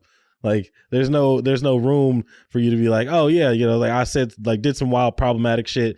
Like it's just here. Like if you accidentally post some fancier stuff, you can delete that, but nothing too like deep off the end. I'm not off the deep end talking about how much I hate like a certain ethnic group or nothing. Right. But oh man, I just talking about how I hate white people. That's different. That's different though. I forgot y'all got honky fans, so let me stop. Shout out to the honkies. The title of the show, Well Spoken Token. Shout out to the honkies. But the difference is, and granted, we're from Podunk South. Like, I'll never ask what city you're from, but is the city that you live in larger than 15,000? Like larger than 1,500? It's kind of hard to explain. Not really, no. Okay. Not really. Gotcha. Are you on the outskirts of it? It's a fairly big city, but it's not an Got you. Are you like in 2 hours of like, say, not trying to dox you or anything like that, like Birmingham or like another Montgomery? What else is in Alabama? I'm in that area. Okay. Yeah, I'm in that area, but I'm not. The city I live in is not a Birmingham. I see. Okay, but it's almost metropolitan. Because the point I feel like at this point I might as well just tell y'all where I live because Alabama is only this big. Right, and that's why you shouldn't. That's why you shouldn't. Because who knows? Dang. We might hit 30 views and niggas not fucking with it, and nobody it just goes to the wayside. But you might get that one nigga that been looking because you got 10,000. You do. You got 10,000. Like, hold on, this was the one. But I'm saying, stop asking me more questions. You're going to just have to figure it out. Because now you're really pinpointing it because it's only so many places. The point is, I'm not trying to figure out where you are. The point that we're making is like the way we ended up with more white people in our shit was because we're from a podunk cousin fuck town. Right? Oh, but I mean, I don't really, my fan base has nothing to do with the area I live in. I think I have more fans like you guys saw in Texas. So I think there's a lot of blurs more in Texas. likely. Yeah, I think people don't even know that I live in Alabama. Well, just like she was saying previous, like you already said, it's like I don't know the demographic. Like it's not even. Yeah, like for us, I guess it's because the reason I even got into this was because around the town and shit like that. I know a lot of people. I got family all over the place. And so that was my positive affirmation. And he was like, oh, God, you're so fucking funny and blah, blah, blah, blah. You should do something. You know, I was like, all right, cool. I'll try it. And I did. And it got to where like a lot of the younger kids or people around my area were like, oh, yeah, you know, this is the only podcast out of East Texas. So we're trying to rock with it. Oh, and so, so I think a difference. Y'all promote your podcast like in your area? Yes. Hell no. Well, I kind of do. Like the people he does. Yeah. I don't. I don't live in Texas. That's the thing. Is like I have, because of the hometown situation, like, and the fact that like the people that I know are here or in this area, like this is where a lot of my traction came from. As I'm sharing shit, as I'm putting stuff out there, individuals that I knew was like, oh, yo, let's get on that. So this is kind of where a lot of that came from. But I completely understand when you have like a larger reach. One, it's harder to kind of pinpoint where your demographic is, and then another is just like, why would it be in your hometown? Like, why should it be in my hometown? I don't engage with anybody, like nobody from my real life even follows me on any of my. I think I can name the people who I know in real life who follow me on my cosplay. And that's got to be beautiful. That's got to be wonderful. It's 2 people. But that's also why I'm able to like let your shit off the way that I do. And that's why the sad girl tweets were abundant. Nobody on Twitter even knew who I was. So it didn't matter to me. I didn't really care. Right. But that and is I still don't care now. No, you shouldn't. Like that's fantastic. If you have the luxury to not care, then you should not fucking care. I Fuck don't them have niggas. the luxury to not care. I don't. I've been trying to do better though, because people do complain about my sad girl. They do. They probably like, you good? You want anything? What's up? Yeah, it's like, you all right? You need some lunch? Hey. Hey, listen, if you want to cash at me because I'm sad, I'm real sad. I'm so sad. That would change sad. my mood real quick. Hey, for the video portion, we should definitely like throw some cash app. We put her cash app link up. We're there. not doing that, We nigga. should. It would be great. Do it. Do it. No, because niggas not gonna cash app. Because you gonna be so sad. Because like nothing hurts more than like getting the cash app from somebody like you know that like really cares about you. It's like, oh, you can't afford that. I don't do that. That $20 you sent me was really something you needed, nigga. Like, yeah, you needed that more than me. I was just on the internet wireless or the well-spoken token, and you chose right. I mean, it's the same shit, but you know, I mean, I don't know. I think it's fantastic that like you know you were able to cultivate a following outside of your hometown.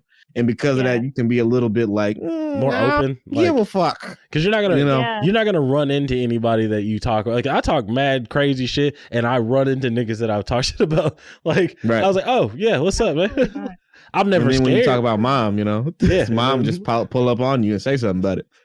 I have met a lot of people from Twitter, and it's been great. Like people know that although I am a big shit talker, I'm. For some reason, me being a sweetheart also comes through. That's fantastic.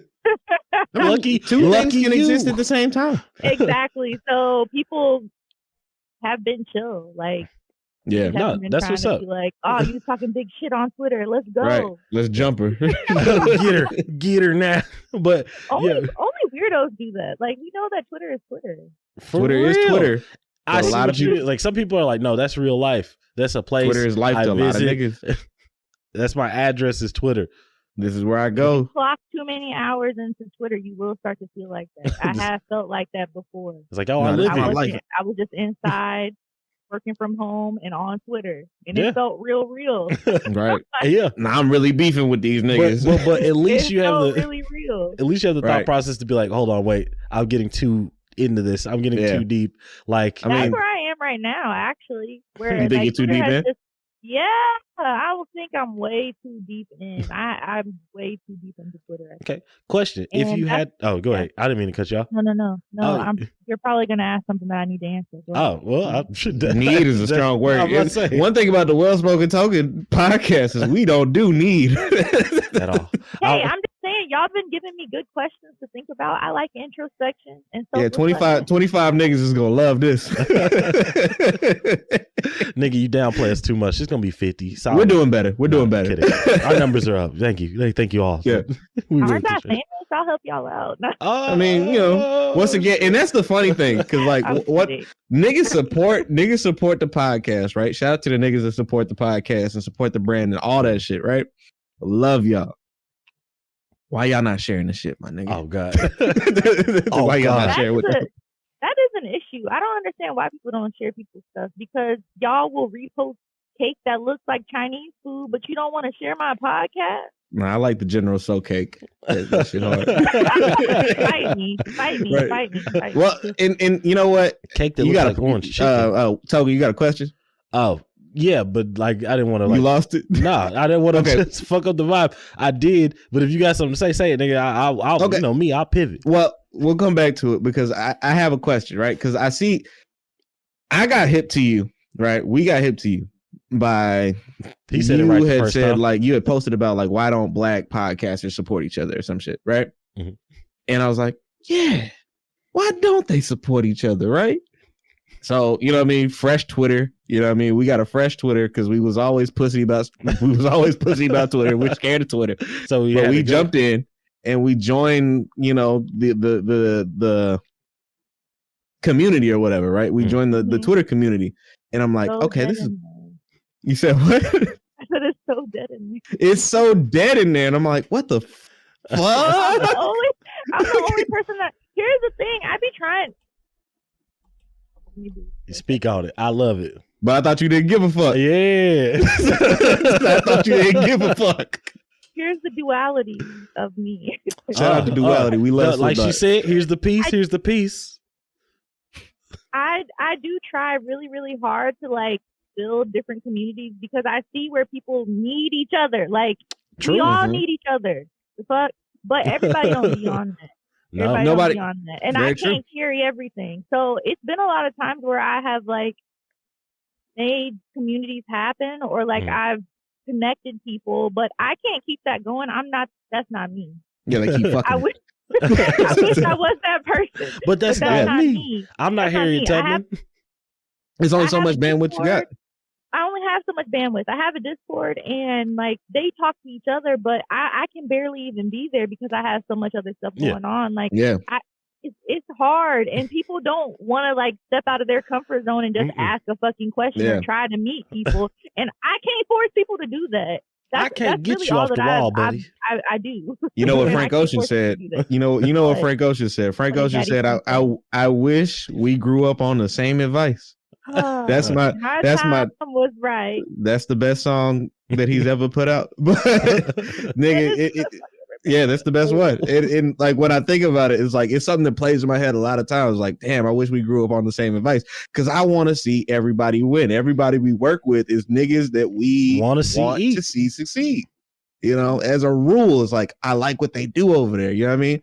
We just put out that Blurred Dimension episode, and I think those are fantastic niggas. All them niggas are fucking great. Love y'all niggas over there at Blurred Dimension. Hilarious niggas. But for whatever reason, they have such a great thing. Niggas is not latching on. Now, hear me out. Are niggas not latching on, or are, like we talked about before, are they not doing the work? It could be a mixture of all of it. A lot of it. Because the thing is that I'll say this, them niggas have very intricate jobs. Like most of them work from home, but they're mind intensive. And so the same way, like with me, I'm like, shit, I've got a brother, he handles a lot of that shit. So when I drop the ball, he's there. But like I get busy, shit gets in my brain, I get stressed. I'm like, I'm not posting shit today. Fuck some engagement. A story for what? But like, fuck these niggas, man. I hate these niggas, man. That's what I've heard a lot of people say. Like, there's a lot of people that I think are extremely talented that should be doing way better than they're doing, but they don't have the time or they're not making the time to like put in the effort and social media. And it's a lot. I know some people who are just like, fuck it. They don't want to put in that kind of effort for social media because they're, like you said before, too cool. Too cool for the trend. They're too cool for the trend, and that's fine. You want to be too cool? I'm not eating, my nigga. Fine, whatever. We made the plate. We made the plate, nigga. Get the fuck. I'm trying to eat this steak and lobster, nigga. Right, but I mean, it bothers me because, you know what I mean, my heart too big, man. My heart is way too big. I want to see every single nigga come up. Flex. I want to see us all up there. I want to see us all like, look at us, man. And like the anime space, especially, like, you know, like my nigga said in the previous episode, which isn't going to be relevant by the time this comes out, but like my nigga said in a previous episode, we are like, black people are the reason that anime is so big in the Western culture. Once we made it cool, once we made it okay, niggas came out the fucking woodwork. You know, so it's like there's so much room in the space. We got to jump in right the fuck now. Come on, niggas.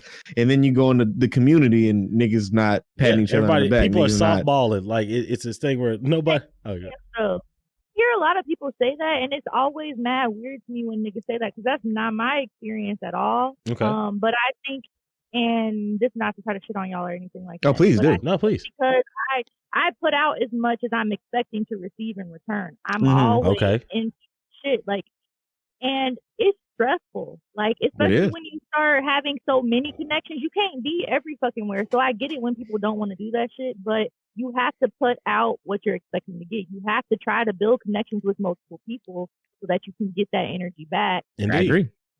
I agree. Just stay in your bubble and put out content and expect Yeah, no, I mean, you can't expect them niggas to like help you out, you know. And we don't know who you. Are you? Who is you? Right, you know what I mean? And like, you know, these social media platforms and like these video platforms, the whole nine, they're not discovery platforms anymore. Even TikTok is becoming less of a discovery platform every fucking day. Now, so YouTube like I remember when YouTube was like the original discovery platform and people were really like, oh shit, like people were out there looking for new content. Like it was like, oh, I need a new channel to watch, new things like that. Nowadays people are pretty much set in what they want to see and what they're checking out. Like I'm seeing that more and more. I'm very excited to see what new platforms are coming out and how we're going to kind of spin those, or if we're just going to keep getting more auxiliary platforms like Spaces or Reels, things like to give more opportunity to interact. Getting a new social media platform. I agree. I mean, I think that we have another 10 years at least with the ones that we have now, because there's a lot of growth and shit there. Like, I think the MySpace years was almost not a decade, but like it was a good chunk. It was like 6, 7 years. 15 years ago, nigga. I know, but I was like, MySpace was ruling the game, and then like their run. Yeah. Okay.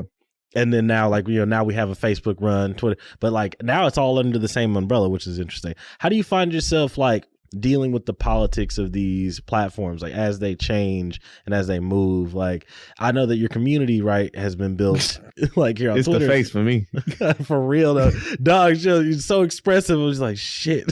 Like, I don't know if I can sit across the dinner table and just be like, was the food good? What's up? Like, what? Right. What y'all liked it? Did you like it or what? More salt next time. Yeah, right. What you barely touched the rice. you don't feel like yams today? Like, yeah, right. I can make something else. That's the one that hurt the most. Oh, I can make something else, nigga. I can make something else. Yo, you been in the kitchen for 2 hours, bro. Pot's still hot on the stove, bro. You ain't even got an eye. You ain't even got an eye to cook nothing else that on. That shit hurt so much. I'm gonna eat it. Yeah, right. I'm gonna eat it. No, right. Don't worry about it. No, just put your plate over there on the counter. Like, yeah, right. Dog. Big Big Yo, I've been letting that shit off too long. A big fucking lunch. I had a big lunch. Yeah. Next time. It's good. It is good. I just ate too much before I got here. Nah, if you want me to be honest, I'm used to fast food now. Oh. Exactly. I can't even digest these flavors. I was like, no, that's all right. It's too hearty for me. What are these? Mixed veggies? Is that carrots next to corn? I'm good. Damn that. Oh, my back hurts. Shout out to them niggas. Shout out to Grammy. Shout out. But all right, all of this to say, because we kind of like talked about Twitter niggas, we kind of talked about influencers that kind of like build up these individuals that end up in these spaces. What I want to know, right, is how you as a person end up like monitoring and hosting these spaces in such a great manner. Like, what are you looking for as you're like listening to people speak? Like, are you like trying to highlight individuals that seem to have good points, or just making sure that like the light is shown on the right people as they're talking? Like, I don't know how that moderation happens. I really suck at that, but it's something I'm trying to get better at. Okay. And here's why. Debatable. Why, here's why I think I suck at that. Okay. Because I'm very used to just like smiling and nodding. Okay. We've seen that in the pod today. We have seen a lot of smiling and nodding. It's like, you don't have to be happy all the time. Niggas be sad. Niggas are sad now. And that's why I want people to get to know me more, because I'm very much a smile and be dying inside type of person. Right. Definitely. But yeah, shit stuck, bro. All of the jobs I've had have been like customer service. I was a flight attendant, so I'm very used to like listening to people. You do got flight attendant energy. Holy shit. Yeah. You were a flight attendant? That's a you got flight attendant energy. People say that all the time. You giving me the you giving off I need you to put that tray up vibes. It's like, I know she's mad sweet. I know she'll get me that extra blanket if I ask, but if I don't put the tray up when it's time to land, she will. She on some shit. This motherfucking right. The fasten seatbelt sign is on, sir. Yeah, right. That's crazy. Now I have a bunch of questions about that, but I can't ask them right now. I was like, just gonna ask her about flight attendant shit now. Please tell us like how you've perfected or gotten better at this moderation shit. Yeah, listening. So like I was saying, I'm used to like nodding and just like not 100% listening, just like grabbing onto one fact that I can move to the next topic to keep the conversation going so the person feels like I'm engaged without giving a lot of emotional energy. Yes. So something that I've had to learn to get better at is actually listening when people talk. and trying to get on the same, like, first of all, the same vibe they're on. So meeting them where they are and then listening to the point where I can ask them a thoughtful question in turn. Hell yeah. Trying to get a vibe of them so I know what I can ask and what I can't ask. That's one of the reasons why we're so scared of Twitter Spaces, though. That's why we don't join them shits. Because, like, you have to be very on it and very aware. Sometimes you get in there and a nigga just not on the same type time you on. They ain't on the vibe. He on violence, destruction. Yeah. Destruction. You gotta be tough in Twitter Spaces, because people are just fucking weirdos, man. I've had to tell people about themselves more times than I can count. God damn. but that's something that never grated on you. That's something that didn't. No, it does. Okay, it does every grate day. on me sometimes. Yeah. Sometimes I want to rip this mango wall off and just tell them, "Fuck these niggas." No, because no lie. Not every day, but sometimes I do be tired. We talked about this. Sometimes I am just tired of talking to niggas. I don't want to just. I just don't want to talk to niggas, and that is how I'm feeling a lot. Yeah, having the emotional bandwidth to go in and like be ready to fight, like, because for me, like, I'm so used to doing opposite, right? I don't like, not necessarily. I don't mind defending a point, right? But once it gets to a certain point, like, and I can tell, like, oh, you got no self-awareness, or oh, you just ignorant, right? You married to that bitch. Like, he's like, oh no. Then I'm like, oh, cool. Beside him. You like it, exactly. You like it. We love you. Like it. I love it, nigga. Like, cool. And I just keep it moving. Like, I let. Yeah. One Piece is the greatest show of all time. You got it, nigga. Cool. You got it. Like, I just let them live. I'm very much on that. I'm very much on that with everything. Like, if I can see that we can't meet on the same level, there's no point in me going back and forth with you. Okay, I agree. You're not even where I'm at. You don't even understand what I'm saying to you. Put that nigga on. So I see. It's like, so when you see when you see another individual is not willing to try to do the same thing that you are, which is trying to like meet them at that same level, catch the same vibe. It's like you're willing. You're willing to go ahead and say, it's like, all right, cool, nigga, you live. Like right. Go I'm gonna let you That's cook, what I'm trying to nigga. get better at. That's what I'm trying to get better at. I used to just shut people down. Like when they come in talking about One Piece or Naruto, I just be like, get that shit out of here, boy. What is the beef? There's 82 other chats that you can go talk about Naruto in. You can go talk. You can talk about There's Naruto. literally a space that's called One Piece Chapter 158. Go to that shit, boy. If you ain't trying to sit and talk about Higurashi, nigga, like, you got another question, bro? Huh? You got another question? Because I got to know this now.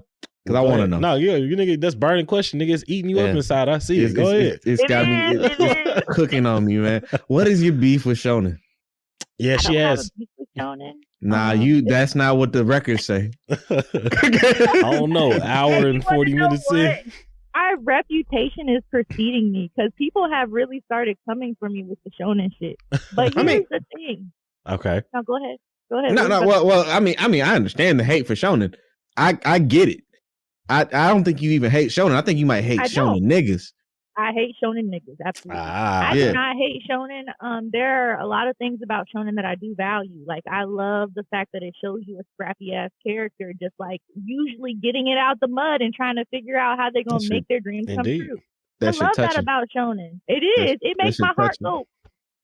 But what I will say is I'm not about to talk to y'all about that for every single fucking space I have. We're not going to sit here and talk about Naruto over and over and over again. We all seen it. We got plenty of places for that. This is plenty of niggas have eaten and grown and had fucking whole like livelihoods off of this Naruto shit. But we are damn near 10 years some odd removed. All right, from this whole shit. Boruto exists. Like, you don't need to keep talking about Naruto. And we don't have to talk. Like, we don't have to keep talking about how Boruto sucks because it doesn't. Like, I mean, it's better. It's not for everybody. It's for somebody who it's for somebody whose time has passed. Yeah.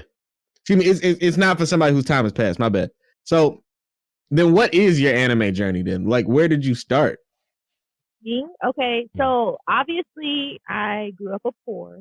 So I watched a lot of anime. A poor. She grew up poor. Okay, I thought you said something else. Oh, but what did you think? No, it doesn't even matter. He thought you said I grew up a whore. No, it matters. I thought you said I grew up with porn. I'm like, that's sick. That's actually sick. I was 6-year-old. My mom would pack a lunch. Came out the womb. I'm like, where the hub at? And underneath there wasn't no hub. Underneath the bologna sandwich, it was big breast. What did we decide our safe word was? Yeah, right. No, we didn't agree. What was the agreed upon safe word? Right. Nigga, I was all over Newgrounds, just swimming in the waters. So I was like, whoa, hold on. What's that got to do with Shonen? Safe word is KK Genkai. No, I'm telling you, I was 4 when I grew up. So I watched a lot of Saturday morning cartoons and anime. Obviously was on Saturday morning cartoons. So that was my initial indoctrination into anime. And then I was very much a tomboy growing up. So my brother and at the time my stepbrother, I don't want to get too personal, but no, you don't have to, because I read what that meant. Yeah. Like my brother and my at the time stepbrother, Miles, move the fuck on, nigga, quit calling. Yeah. I told y'all she was fine. I mean, what you gonna do? What you gonna do? You know, I don't know. I wouldn't know. If the water look good, somebody gonna drink it. I was vacuuming my lawn. Can you tell me one more time? Excuse me, dog. You said your mama was fine. What's your last name? Go on. Anyways, they watched a lot of Dragon Ball Z, so unfortunately, Dragon Ball Z was my favorite anime for a very long time. Unfortunately, that's my shit, bro. We all started, not all of us, but my relationship with Dragon Ball Z is entirely different now, but I still appreciate it. Trunks was my first anime crush. I was obsessed. That nigga fine as hell. He's a sexy man. That nigga fine. He's a sexy dude. That nigga, when he let his hair down, as a kid, maybe this is something that I've suppressed. But I was like, I think the first thing that I was ever attracted to was Trunks. No joke. I think that a lot of niggas are like that. I think a lot of niggas was like, I got a boy crush on this. Yeah, nigga. no, I'm gonna talk about it. I'm gonna just put. Trunks is a non-binary icon, and we don't talk about it enough. What? There's not enough. There's no female in Trunks' life. Not once does ever. Goten had a girlfriend. Mai is, but that's in the past couple years. Oh, Mai, I forgot about Mai. In the past couple years, it became Mai. Super. That nigga was focused on the mission, and that shit was fine. That shit was hot. Goten got girlfriends. Gohan got girlfriends, but Trunks just be out here living. And I want that. It was crazy. He was in the hyperbolic time chamber with Vegeta, who was refusing to train with his ass. Do you know what that means? That nigga was by himself, focused on the mission, putting reps in, just not giving a fuck. My favorite. He's hot. My first boy crush, deadass, was the Rowdy Rough Boys, the green one. Yeah, Rowdy Rough Boys? Deadass. Oh, actually, the green one, I did like the green one. Yeah, it was not a crush of mine, though. His name was I did like the green one. Yeah. I did. He's hot. He was hot. I was that's wow. Definitely my type. That's definitely my type. Which one was that? He was the one with the do-rag, right? Butch had the do-rag. That nigga mean as hell. Shit. Disrespect me, Pappy. All right, but before we get into all that other shit, you showed it, your anime journey started with Shonen. So when did the when did the hate come? When did Shonen niggas really start popping out and making you go like, yo, these motherfucking fans of this shit? Them? Yeah. I've just decided to get yelled at. Yeah, let me get back on track. So I started watching Dragon Ball Z. I actually was not an anime ass nigga in high school at all. I was a dancer and I was very into music. Okay. So that was it. That was my only thing that I ever did. I didn't really watch TV. I wasn't really on the internet. At the end of high school, I started getting on the internet more and started watching more anime, like on YouTube and shit. And then I just stopped, completely stopped when I went to college. All I did was play Sims and smoke weed and. Hey, this is sounding like my life. Oh yeah, I love weed. I don't smoke weed. I love it. He love it. I shouldn't have said that on here. Damn. Anyway, why you can't smoke weed? No, but. I mean, your job never gonna watch this shit. Y'all not family friendly. Okay, cool. We're not famous. We don't give a fuck. We don't give a shit. Nigga, I'm in the Navy. I don't give a fuck. Y'all can fire me tomorrow. I'm crying. I'm fucking crying. But yeah, so I had a anime renaissance in I want to say 2016. And I hate to admit it, but it was because of a nigga. I get it. That's how I started listening to Chris Brown again. Chris Brown. I was dealing with a woman and she was like, I love Chris Brown. I'm like, oh. Oh, well, then she played Gold Slugs featuring a picture of Fetty Wap. And I'm like, oh, this shit hard. I like this Chris Brown. Shout out to C Breezy. Y'all, excuse me. I got a very piece of shit. Love C Breezy. The street said that we have to hate him. The streets say I'm supposed to hate C Breezy, even though he the most talented dancer. I'm about to say, hold on. You got to separate. You got to separate music. As a woman, I cannot participate in this conversation. Okay, that's fair. It's not time. To be fair though, we all know everybody had to. You know what I mean? Come on, With You came out. I was popping. You know what I mean? I had the little Razor video. Run it, man. Run it. I used to make my ex watch Chris Brown videos with me on the projector at my apartment. He got really good videos too. Yeah. Every time I would get drunk, I would be like, put on Chris Brown music. In 2016, Fine China was out. Man. Oh, see, look. She's willing to give up her whole position. We're gonna get anywhere. Y'all keep getting distracted. I'm trying to get to my anime journey. Nigga, no, because it's part of niggas, man. It's a part We're of just show. Niggas. What did you think this was when you got here? People think this is an anime podcast. They really do. They're like, oh, they're gonna talk about anime movies. You got back in. Some nigga was all like, "Come lay in the bed. We gonna watch fucking." No. She was like, "Come on Naruto." He was like, "Come on, I got something for you." I was really depressed at the time, and this was definitely a rebound relationship. Shout out to him. He's actually the reason that I cosplay. Shout out to him. Shout out to him. Yeah, he's a good ass nigga. He really shit just didn't work. Life a lot. It just didn't work. He was great though, but he showed me a lot of things about myself, and he helped me accept a lot of things about myself. Shout out to that nigga, man. Shout out to that nigga. Shout out to that nigga. Pharaoh, I'm gonna say your name. Shout out to you, nigga. We gonna reverse it. Oh, I know she does. Shout out to her. I'm gonna look him up later. Shout out to Pharaoh. Go ahead, everybody. Shout out your exes real quick. Everybody, shout out your exes that you like. Sorry, all you hoes. Show love. Show love. I don't even fuck with y'all. Sorry, exes. You know what I mean? Fuck off, y'all. I make it a point to like date women that don't like anime. So it's true. You really? Why? I do.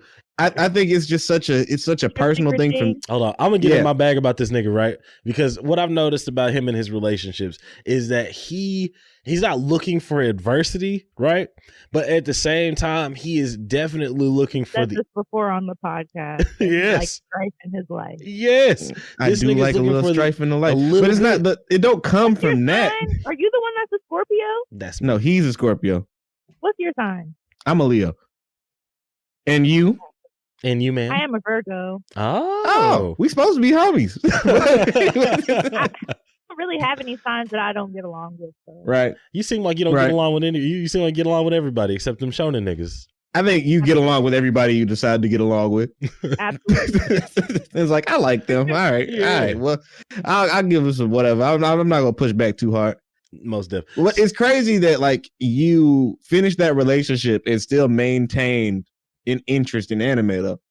Yeah, I really like that shit. It wasn't really just. I'm not the type of person that'll just adopt something because like the person I'm in a relationship likes it. Like I've dated niggas that have been into fishing and I hated that shit, and I would still go, but I never was like I love fishing. Nah, fishing is a tall task to ask a nigga to come to. He used to want us to sit out there for hours. And yeah, he would just be having the time of his fucking life, and I'm like, bitch, it's hot. I'm sweating. There's bugs and shit. I've finished the book I'm reading. Can we please go home? No, it's fucking mad hot, my nigga. I'm sweating. Now, did my G have a boat? Were you out on a boat or were you just standing on a dock? It was the dock. Dock. It was the dock. Niggas don't got boats. That sounded disrespectful. Niggas don't have boats. He has a boat now. How good for him? Shout out, nigga. I hate that nigga though, but yeah, fuck you, nigga. Fuck that nigga. Congrats on your boat. Fuck that nigga, but he does have a boat now. Good for him. Good for your boat, nigga. You got a boat. You got a boat. We out just chilling and shit. Okay. But yeah. So I actually really liked anime, so I kept that shit. Holy shit! A girl that likes anime? Oh my god! It's a girl that likes anime. You want to meet my mom? No. The thing is, I get a lot of shit because I'm kind of, I guess, technically late to the game because I'm technically like a Renaissance anime person, so I get a lot of shit about that. But it's like, bitch, I still like it. So. Right? I'm just elitist. You elitist motherfuckers. Like I don't know how do we get here? Like my opinion didn't change. Well, I mean, like we don't keep up with shit, and that's the problem, right? That's one of the reasons why I was like, this is a nerd podcast, not necessarily an anime podcast. So it's like, So it's like, you know what I mean? Like, I just started Shield, not Shield Hero. I just started Spy X Family. That shit was cool. Still haven't watched it. But that's my thing. I'm like, I'll be waiting for shit to kind of like, which is so silly about that. We just talked about being too cool for the trend, but like deadass, I'll be like, let y'all kind of work this show out. Let me see how it goes. Because a lot of the times, like, take shit like fucking Game of Thrones, like, you know, there's a huge amount of hype and people get into it and it's like, oh, this is fantastic, I see what the hype is. But then as you see the holes in the show, or as you see like the shit doesn't necessarily line up all the goddamn time, suddenly it's like, well, this shit wasn't really fucking worth it. This shit was never good. Tokyo Revengers is currently going through that series of like, when we all watched it together, everybody was really hype about it because we got a fucking gang anime. And it's time travel, and who doesn't like time travel? But when we're watching it back, or now when people are not on the hype train or watching it, they're not really fucking with the thing. See, but Tokyo Revengers is so good though. Let's talk about it. Let's talk about it. No, I think that, and the thing is, right, and we talk about this a lot on the show, expectations are the death of joy. Bro. You will not be happy if you continually have these fucked up expectations for every show. So I know that show's fucking retarded. I'm not allowed to say that. I know that show's fucking stupid. Right? It's supposed to say the right. R word in 2020. Yeah. Ooh, my bad, young. My bad. I thought we were all cool here. I thought we were all friends. Give him the bleep. I thought it was a safe space. I didn't say anything until you said something. Yeah, I bet. But I know that show's fucking stupid. Right? Like, there's so many things that could resolve this show today if you just do that right the fuck now. Baji dying doesn't make sense. Why is he dead? He's 13. Why is he dead? Why did you also didn't give us enough fucking lead into that fucking death bit? Like, right? Nope. He was just dead. He was just like, oh shit. Just met him.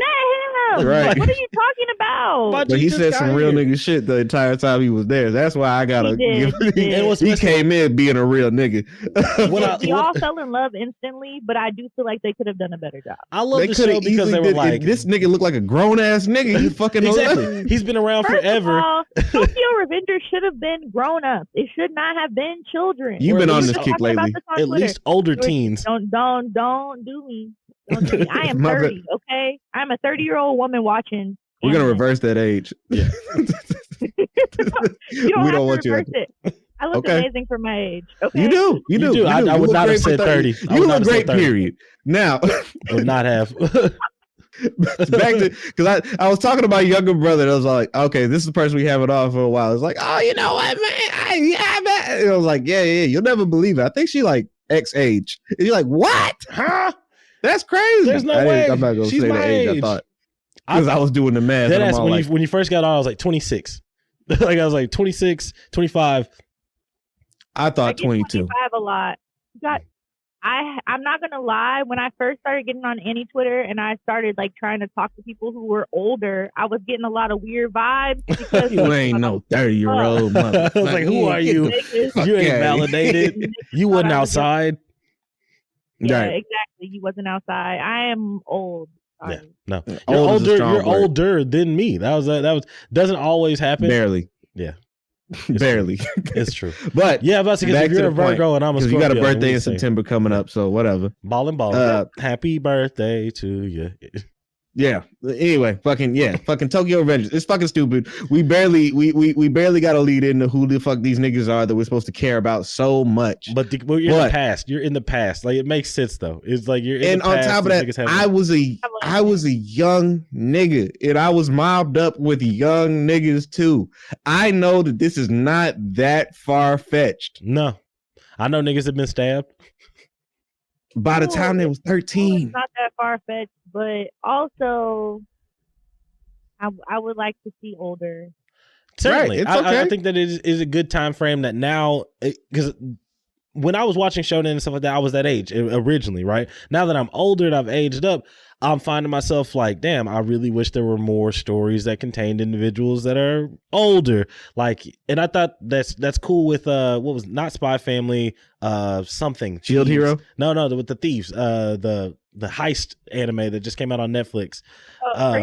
Super Thieves, something like that. Oh, Super Crooks. Super Crooks. That's good. Super Crooks. That's good. I actually, I watched a quick little summary of like some of that. I was like, oh shit, this look good in a bitch. And I'm about to start checking it out. But I love the fact that it was like, they started off the anime, they're young and kind of shows what it sets the world up, and then immediately kind of jumps them into adult life. You know, I found myself loving more like adult centered anime. Like, have you seen Gangsta?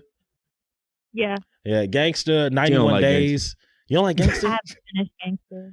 That's fine. I don't want to see no old niggas in my anime. It doesn't finish. Like, technically, you don't want to see no old niggas in your anime?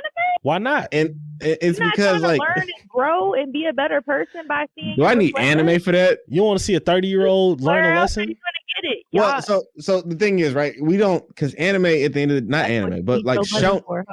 Shout out to Joe. Shout out to Joe. We love you, Joe. Instead of watching anime with older MCs. Yo, shout out to them.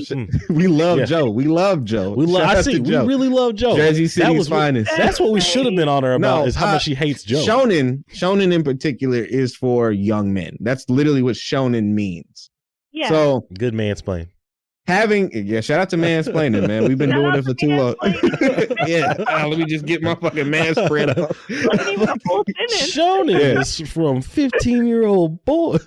Yeah, but it is for younger. It's for young men. It's, you know what I mean? That's the target demographic. Mm-hmm. So when you have the target demographic, you're gonna shove motherfuckers in the target demographic in the show, and it's fucked up.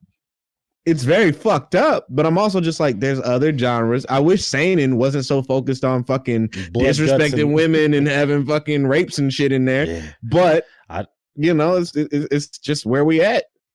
It's where we at. Also about shonen versus seinen, and I'm sure you probably see my tweets about it recently, is that's also not like seinen is not just adult MCs either. It's also young-ass MCs. Like Madoka Magica is a seinen.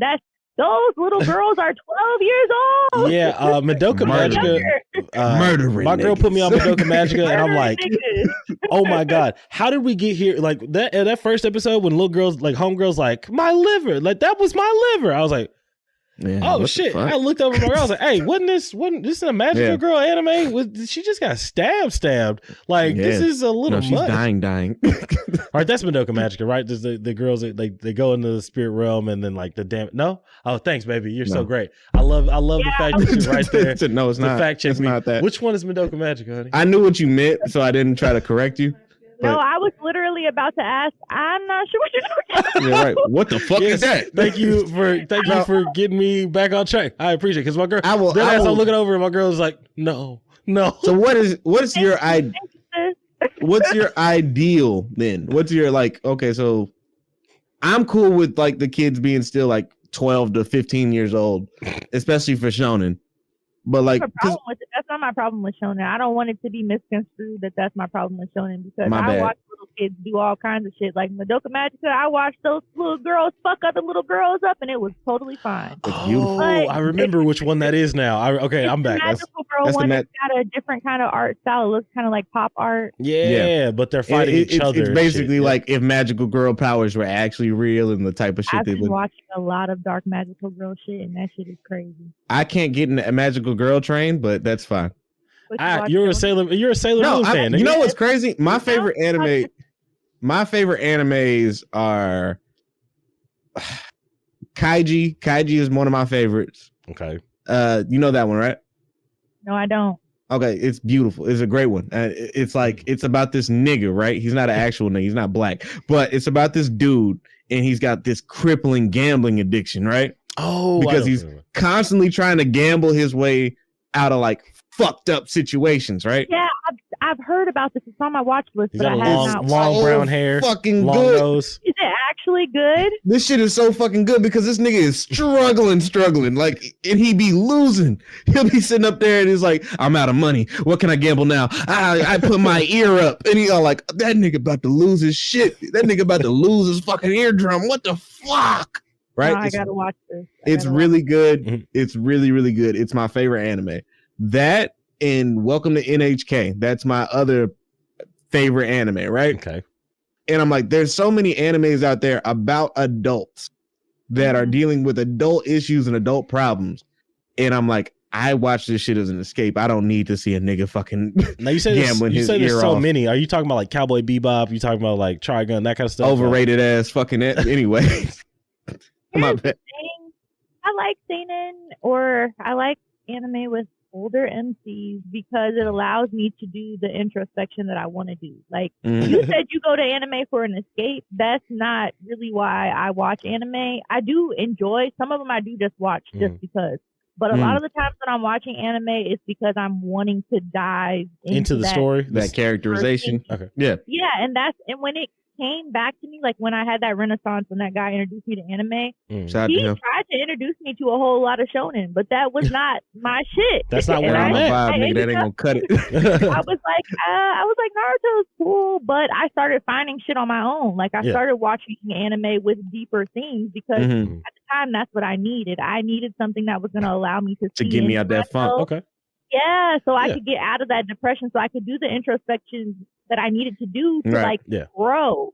Because sometimes that's what you need. You just need to figure out how you need to grow up so you can make a better Absolutely. way. Right. And I'm all about it. And I think that when you, so is anime like your primary medium of entertainment? Like I said about not being on social media for real, I also am not really everyday anime watcher. She don't be watching shit. I do watch anime. Now, don't do this because it sounds like I watch more than y'all niggas. But I watch anime a lot more. She does. She probably does. I watch anime a lot more than I do anything else. But if I have to think about the amount of media that I consume, I'm not somebody that turns on the TV every single day. Okay. I mean, it's 2022. We can't do that. Yeah. Yeah, I'm not somebody that's watching something streaming every single day. I don't really just like randomly just scroll through TikTok. That's just not me. I like to spend time by myself listening to music. Music is what I really love. Quiet is what I really love. Darkness is what I really love. Shouts to the darkness. Darkness. So you're the sad, not just sad tweets, sad music. What's your favorite? And you know, I mean, now we're just fucking asking random questions. But we've been talking for a long ass time. Yeah. We fuck with you. Yeah, that's how you know we fuck with you. That's how, like, it's like, oh, that's your real nigga. That's what we gonna say after this over. Dead ass. After we shut the mics off, it's like, yo, she was a real nigga. Yeah, no, she was a real nigga. If we would have hit you with the hour and 15, like it was definitely like we were cooling. Like, careful, nigga. Oh yeah, never mind. Everybody else we did hour and 15 miles would be great. It was fantastic. That you already interviewed. It was like, damn, we only had like 60 minutes. Right, exactly. But I mean, the people who did that, like they're probably not whatever. But no, it's so beautiful because like we grew up in that small ass town environment and nobody fucking. You got a gnat in there? Yes, nigga. Yeah. And I looked away. I was like, I didn't see that shit. Yeah, no, it's okay. It's fine. It happens. It's the South. It's gnat season. It's not even on me. My shit is clean. I swear. We grew up in that small town environment. So like a lot of times, like there's so much suppressed inside of me. There's so much suppressed inside of this nigga. True. Like you don't get the opportunity to just talk about your interest, life, like and anime. Cause like to us, like anime is not life, but life is anime. You know what I mean? Like it coincides, you know, the same way that you're looking for like a lesson, not necessarily a lesson, but like opportunities to see different situations play out, like learning things, seeing how other individuals are handling shit. Like that was a big part of anime for me too, so I enjoy that as well, because like that was the reason I read books. I was never an escape nigga because I like my life. Like I was like, oh, I like my life too. Yeah, I was like, oh, this is I don't like some of the niggas in my life, so I'll read fictional accounts of niggas in my life. I don't think there's anything wrong with escapism. That's not. I'm not trying to shit on you for trying to escape. Like no. Cool. Yeah, not to get the fuck up about it. You know what I mean? I was saying that it's like using anime as a tool, right, to grow your own mental is something that is super connected with anime for me. So on a day-to-day basis, when you're talking to niggas or you're trying to like get to that, nobody wants to step out. Just like you said, nobody wants to step out that comfort zone. So when you start getting these deeper themes, like nigga, get the fuck out of here. It's like what happened to the boxing? We gonna talk about the fights? Like what? Like this is what I'm looking for because we're the boxing. We're the boxing, right? Because at home, that's one of the reasons why we don't connect with a lot of anime niggas, because a lot of anime niggas just want to talk about power scaling. Yeah, power scaling and shit. I don't fuck with shonen. I'm glad that we circled back to this. That's why I don't fuck with shonen, because shonen niggas be very one-track minded. They're not able to kind of branch out, and they only want to talk about that. Like, I'm cool with us talking about One Piece if you want to talk about the deeper themes of One Piece. Yeah, because a lot of people have explained to me that there's themes of racism in One Piece. There's Fishman. themes of all kinds of shit. Yeah. And they talk to me about that, and I'm like, okay, I can see why you enjoy it, but that's not what niggas ever say to me. Yeah, and that's not what I was getting at. Talk about random shit.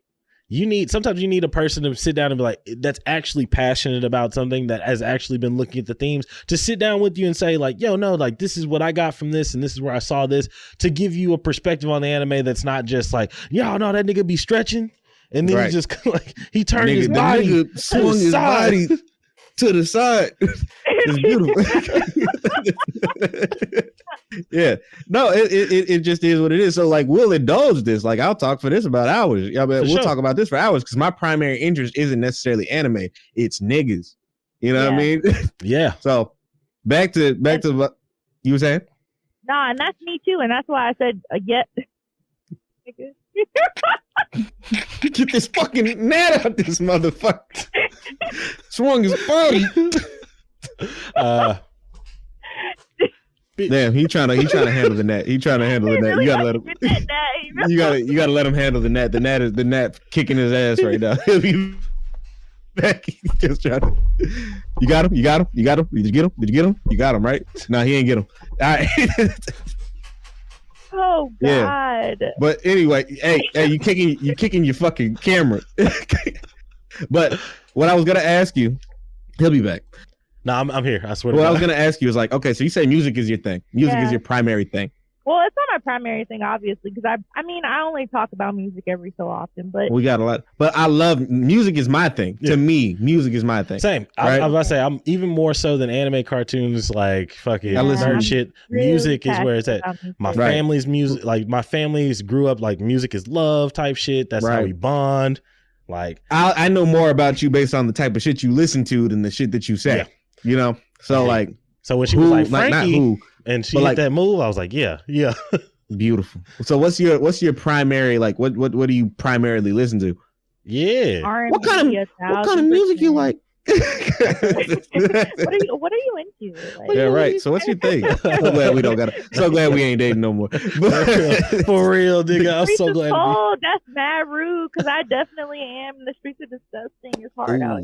Better find the one. You know what? But so you say R&B, alternative R&B, or or like alternative R&B, 100%. I'm not really mainstream anything, so definitely alternative R&B. So no Summer Walker, like Summer Walker's alternative, obviously.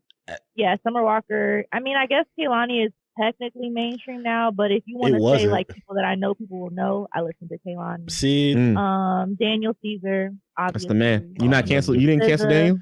Hey, did we not talk about Chris Brown? We did talk about. I look like somebody who cancels people. that nigga Daniel Caesar put out "Please Don't Lead," and I'm like, nigga, I can't turn shit. Listen to this. He is canceled. I did cancel him, man. Chris. It's Brown. okay. They're not gonna make it this far. If you're a Kehlani fan, are you in the party? Are you in the party? Like Party Next Door. Okay. I put people on to Party. I think Party Next Door is probably the most underrated artist of the past like 5 years. That album. Anthem? I was like. Anthem? About your girl. Kehlani. And you don't like Joe Budden. You don't like Joe Budden. Well, Joe Budden is... I am a toxic nigga though. But that's why I can understand. That's why I can understand. You don't are the dots not connecting? Oh. No, you're a toxic nigga. It's okay. Moody is a toxic nigga. There's a lot of shit that we have to do. Moody's man like keep the image straight. Don't let her fuck it up. Yeah, we can't let her fumble the bag. I am a toxic ass nigga. So she got brand deals. she not gonna fucking no. They're not gonna listen to this. They're not gonna listen. You're right. They're not. Oh yeah, they're not. Yeah, it's my place. They're not. Damn, okay. She's like, yeah, they're not listening to you. They're not. Yeah, no, they might. They really might. Because we clip out like they actually might. And this is like one of those things where we're gonna like have to split it into like 2 parts. So probably. It's just like Moody part one. Moody part we two. think content. I'm a content minded nigga. Yes, now. You are an alternative R&B lover. Mm-hmm. I like a lot of lo-fi as well. Lo-fi is my shit. Shout out to the lo-fi niggas. Lo-fi study too, you know, background music, but shit. I produce music a little bit. Fucking plug. What's the word? Because I want to ask this question and not seem like one of them niggas. Okay. Nigga. Be who you are. Never that. I grew up in a primarily white town. I know how to fix it. I know how to change my shit. Now. code switching on your own podcast? Every day, yes, sir. Every time. What do you mean? Yes, sir. Fuck yeah. What are you talking about? I told you I'm in the Navy. Everybody. I got it's to be the careful. Nigga, me every day? No. I've been doing this for too long. Yeah. Now, you say the streets are disgusting. They are. Why do you feel like the streets are disgusting? Because I haven't been in the streets in a while. Yeah. And I have probably contributed to the streets being disgusted. There are young niggas listening right now. You can fix some of this bullshit. This is a very safe and tolerant space. Wide open. You can do what you want to. It is very tolerant. And at any given moment, you can be like, it's not a trap. Niggas, we don't trap niggas. It doesn't matter. It sounds fun. So I'm going to do it. You can trap. I'm stepping inside. Right, yeah, right. That shit look good. That shit looks scary. Yeah. Exactly. Looks terrifying. For real. I'll have fun. For real though, because I hear it so much, right? When I was dating, love my girl, love her, love Samantha so much. She is my heart and soul. Yeah. Oh yeah. I would not have been able to get through these past 4 months if it wasn't for Samantha, right? And I'm sorry for everything that I've ever put it through. Now that that's sorry out for the smoking when you're not here right now. You think she gonna see that too? That's what's crazy. She not seeing shit. I control the edit. But when I was dating, I had fun. I thought it was good. I thought it was fun to date. How old were you? I was 24. I'm 30. What does that mean? Fun no more. This shit's not fun no more. I'm about to say, you're looking for a different nigga, right? This shit is not fun no more. Okay, when I was 24 and I was dating, which I was definitely dating when I was that age, it was fun. I was doing whatever I wanted to. I didn't care about like trying to look forward to the future or like just trying to be settled. I didn't give a fuck. I could be up at 2 a.m. just listening to you breathe on the fucking phone. I am 30. I'm not I ain't doing did that that shit. 21. I can't do that. What the fuck? Yeah, no, I'm not doing that shit. I'm not doing that shit. I'm not a kiss you through the phone type of bitch. I'm not trying to do none of that. I'm trying to figure out what's happening. Is that what these niggas are doing? They're absolutely not doing that either. But that's why I'm trying to like. I'm like, what? I was like, wow, is this the game I stopped being on the. I realized how much I hate being on the phone in the late night a while back. If like if you want problem. Why is that? Not want to be on the phone. Neither of us want to do that. I'm dating people who are my age, and neither of us want to do that. Okay. Neither of us want to put in that kind of time. We're at this point, if you're not settled in your career, you're like me, you're an entrepreneur, or you're trying to strive for something. You don't have the time to try to be up somebody's ass trying to figure out what are we going to do? How are we going to be together or not? True. Okay, I get that. Do you feel like it's because a lot of the men that you're dealing with now, and this is not a relationship podcast because this is probably the part that's going to get put on the Patreon or some other shit. fucking like, do you think it's because a lot of the men that you're dealing with now have already had pasts, they already have like kids, or they already have like shit going on, and it's like they're not willing to like come down and Oh, you don't know if that's a part of it. I don't know if that's a part of it because I have talked to guys who have kids and like there's not shit wrong with them. They just got a fucking kid. Okay. You don't feel like their time is divided? Because you said the streets are disgusted, and I'm trying to figure because the most disgusting thing to me is kids. So like, yeah, niggas with kids. It's not my preferred option, honestly. But I mean, at this point, I don't really foresee myself having kids. So having a built-in family, a part-time child. I would be a great ass mom, but I would love to do it part time. Single mom Twitter says that you're supposed to say bonus mom or bonus child, but it's okay. Bonus. I'm sorry that they're single moms. I'm not saying for real. What's bonus? Right. What's bonus about this? You don't get to tell me what I get to be called. I'm not saying you're right. Having a stepchild's like finding hair in your food. Like what? I do also have a stepmom and a stepdad, so I should say that. I respect step parent. I could never do it, but shit, good, more happy, more power to you. Hey, here's my thing. I'm okay with being a stepmom if your shit is together. Like if you and your baby mom or baby dad got things situated, then that's fine. Yeah. But I also don't date people who are childish and immature. So usually, if they have a kid and they're interested in me, their shit is usually together. Okay. So why? So I'm still trying to figure out why the streets are disgusting. Why the streets are disgusting? You had to have a bad. You hate it here. You just hate being single. I don't like none of these niggas. That's it. There you go. You hate the pool. You don't like. You the hate pool. the niggas. All right, cool. That's fine. I don't like none. Fuck the niggas. Niggas is weird. Niggas are weird. So weird. I've had people go out of their way to like get my attention, like go very above and beyond to get my attention. Okay. And I'm the type of person, like if I like you back, I'm a shoot. All right.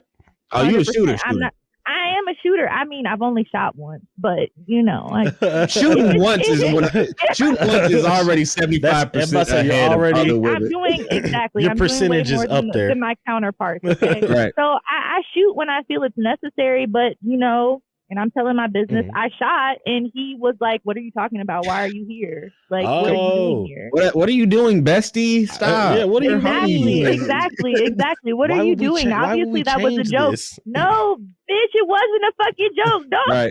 Well, you understand, like when women shoot their shot at men get very nervous. It's true. Yeah, I do get that. But I'm also not playing those games. I'm not interested in dating anybody like that. Like if you have gone out of your way to get my attention and I shoot, I expect that, you know, we on the same playing field where you're going to be like, I respect that shit and I want you and I need you. And you're going to try to figure it out. Ooh, I met you where you were. I came, I met you on your level. Where's the vibe at? Yeah, right. Come back with the vibe. Come back with a vibe. Why you being weird to me? Why are you being weird to me? Right. Okay. I'm fair. That's fair. Then I don't need to. You'll find somebody. You'll find somebody. I know I will. I'm patient. I'm very patient. Did you have a bad experience? Like, I mean, obviously you shot, it didn't work, but like, has it been just bad experience after bad experience, or just these niggas are not giving it up the way that you're needing it? Should also say I didn't have a bad experience. I shot and the nigga wasn't 100% where I was, so then I just kind of fell back. But he still flirts with me, so he wants me. I see. If he listens to this, you know I'm talking about you, baby. Get my line, bruh. I like the dissent though, because you start off like, nah, you didn't want shit. He was completely uninterested. He's like, but he was alright. Like, and now he's like, but we still thought he's flirting. Like, I love that. Like the decrease in extremeness. I happen to be very crazy as well. I love it. We usually talk about relationships. Okay, this is not the usual vein of conversation. It makes sense. Who the fuck wants to break that shit up? Because that's before I was with my current girlfriend with 5 years. Loved Juliet so much. Yeah, so sorry for everything I put her through. She's fantastic. I love you, baby, so much. Hi. Y'all sound terrible. Y'all gotta apologize to your girls like this. Look, man. When you're thinking man, as my brother would say. Like, well, look! I heard everything. I put it. I took my headphones off. I'm aware, nigga. But anyway, fucking. That's kind of the thing that you got to do with relationships as an adult, though. It's like, as a man, I gotta go. As a man, in a lot of these situations, you gotta do a lot of apologizing. Yes. Mm-hmm. Yeah, yes. You should. We be fucking up. Men be fucking up. I agree. We fuck up. We never stop fucking up. We just stop fucking up in such high degrees. Indeed. Men are terrible shit. Get on them. We are some shit. Trash. We are bullshit. We are truly some shit. Absolute garbage. But alas, we still out here. All right. But what I'll say is this, right? He was talking about you gonna find somebody, yada, yada, yada. But what I think is that the right nigga, right, is gonna show you the right attention, and we're gonna see. We're gonna see. Agreed. Because I feel like for a person like you probably won't have to step out of your shell. You won't have to step out to get a nigga's attention. It seems like niggas is gonna pull out the woodwork on you.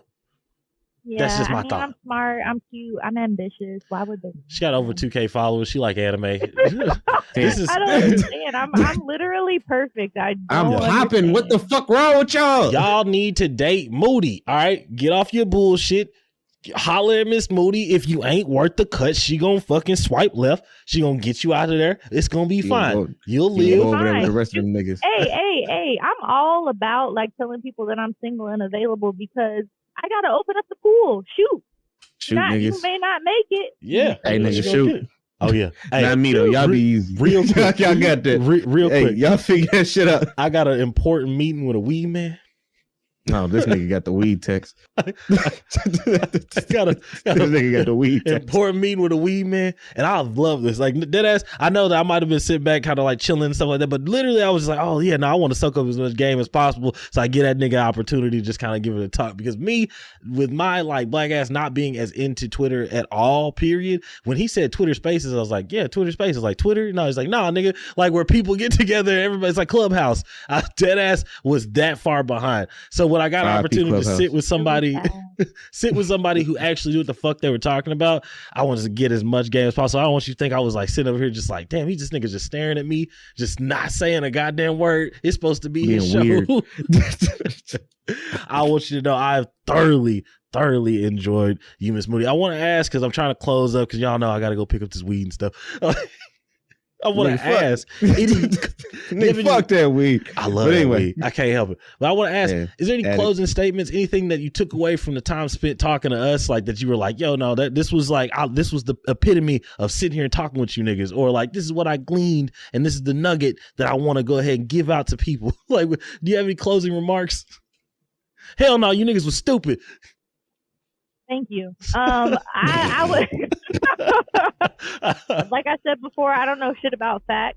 I don't know anything about facts. I will say that this is a great conversation. We did talk a lot about a lot of things I've been wanting to talk about, but just haven't been able to because that's the power of good research. Are incapable of diving deep. Oh. Miss Moody, we have fucking loved it, bro. It's fantastic to sit down with you. People of the podcast, you know I love you. You know I fuck with you. You know y'all are my A1 day ones, number ones. Y'all my family.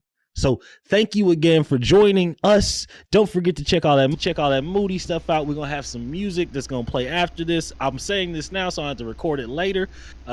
So check out the music that we got rocking. Here we is.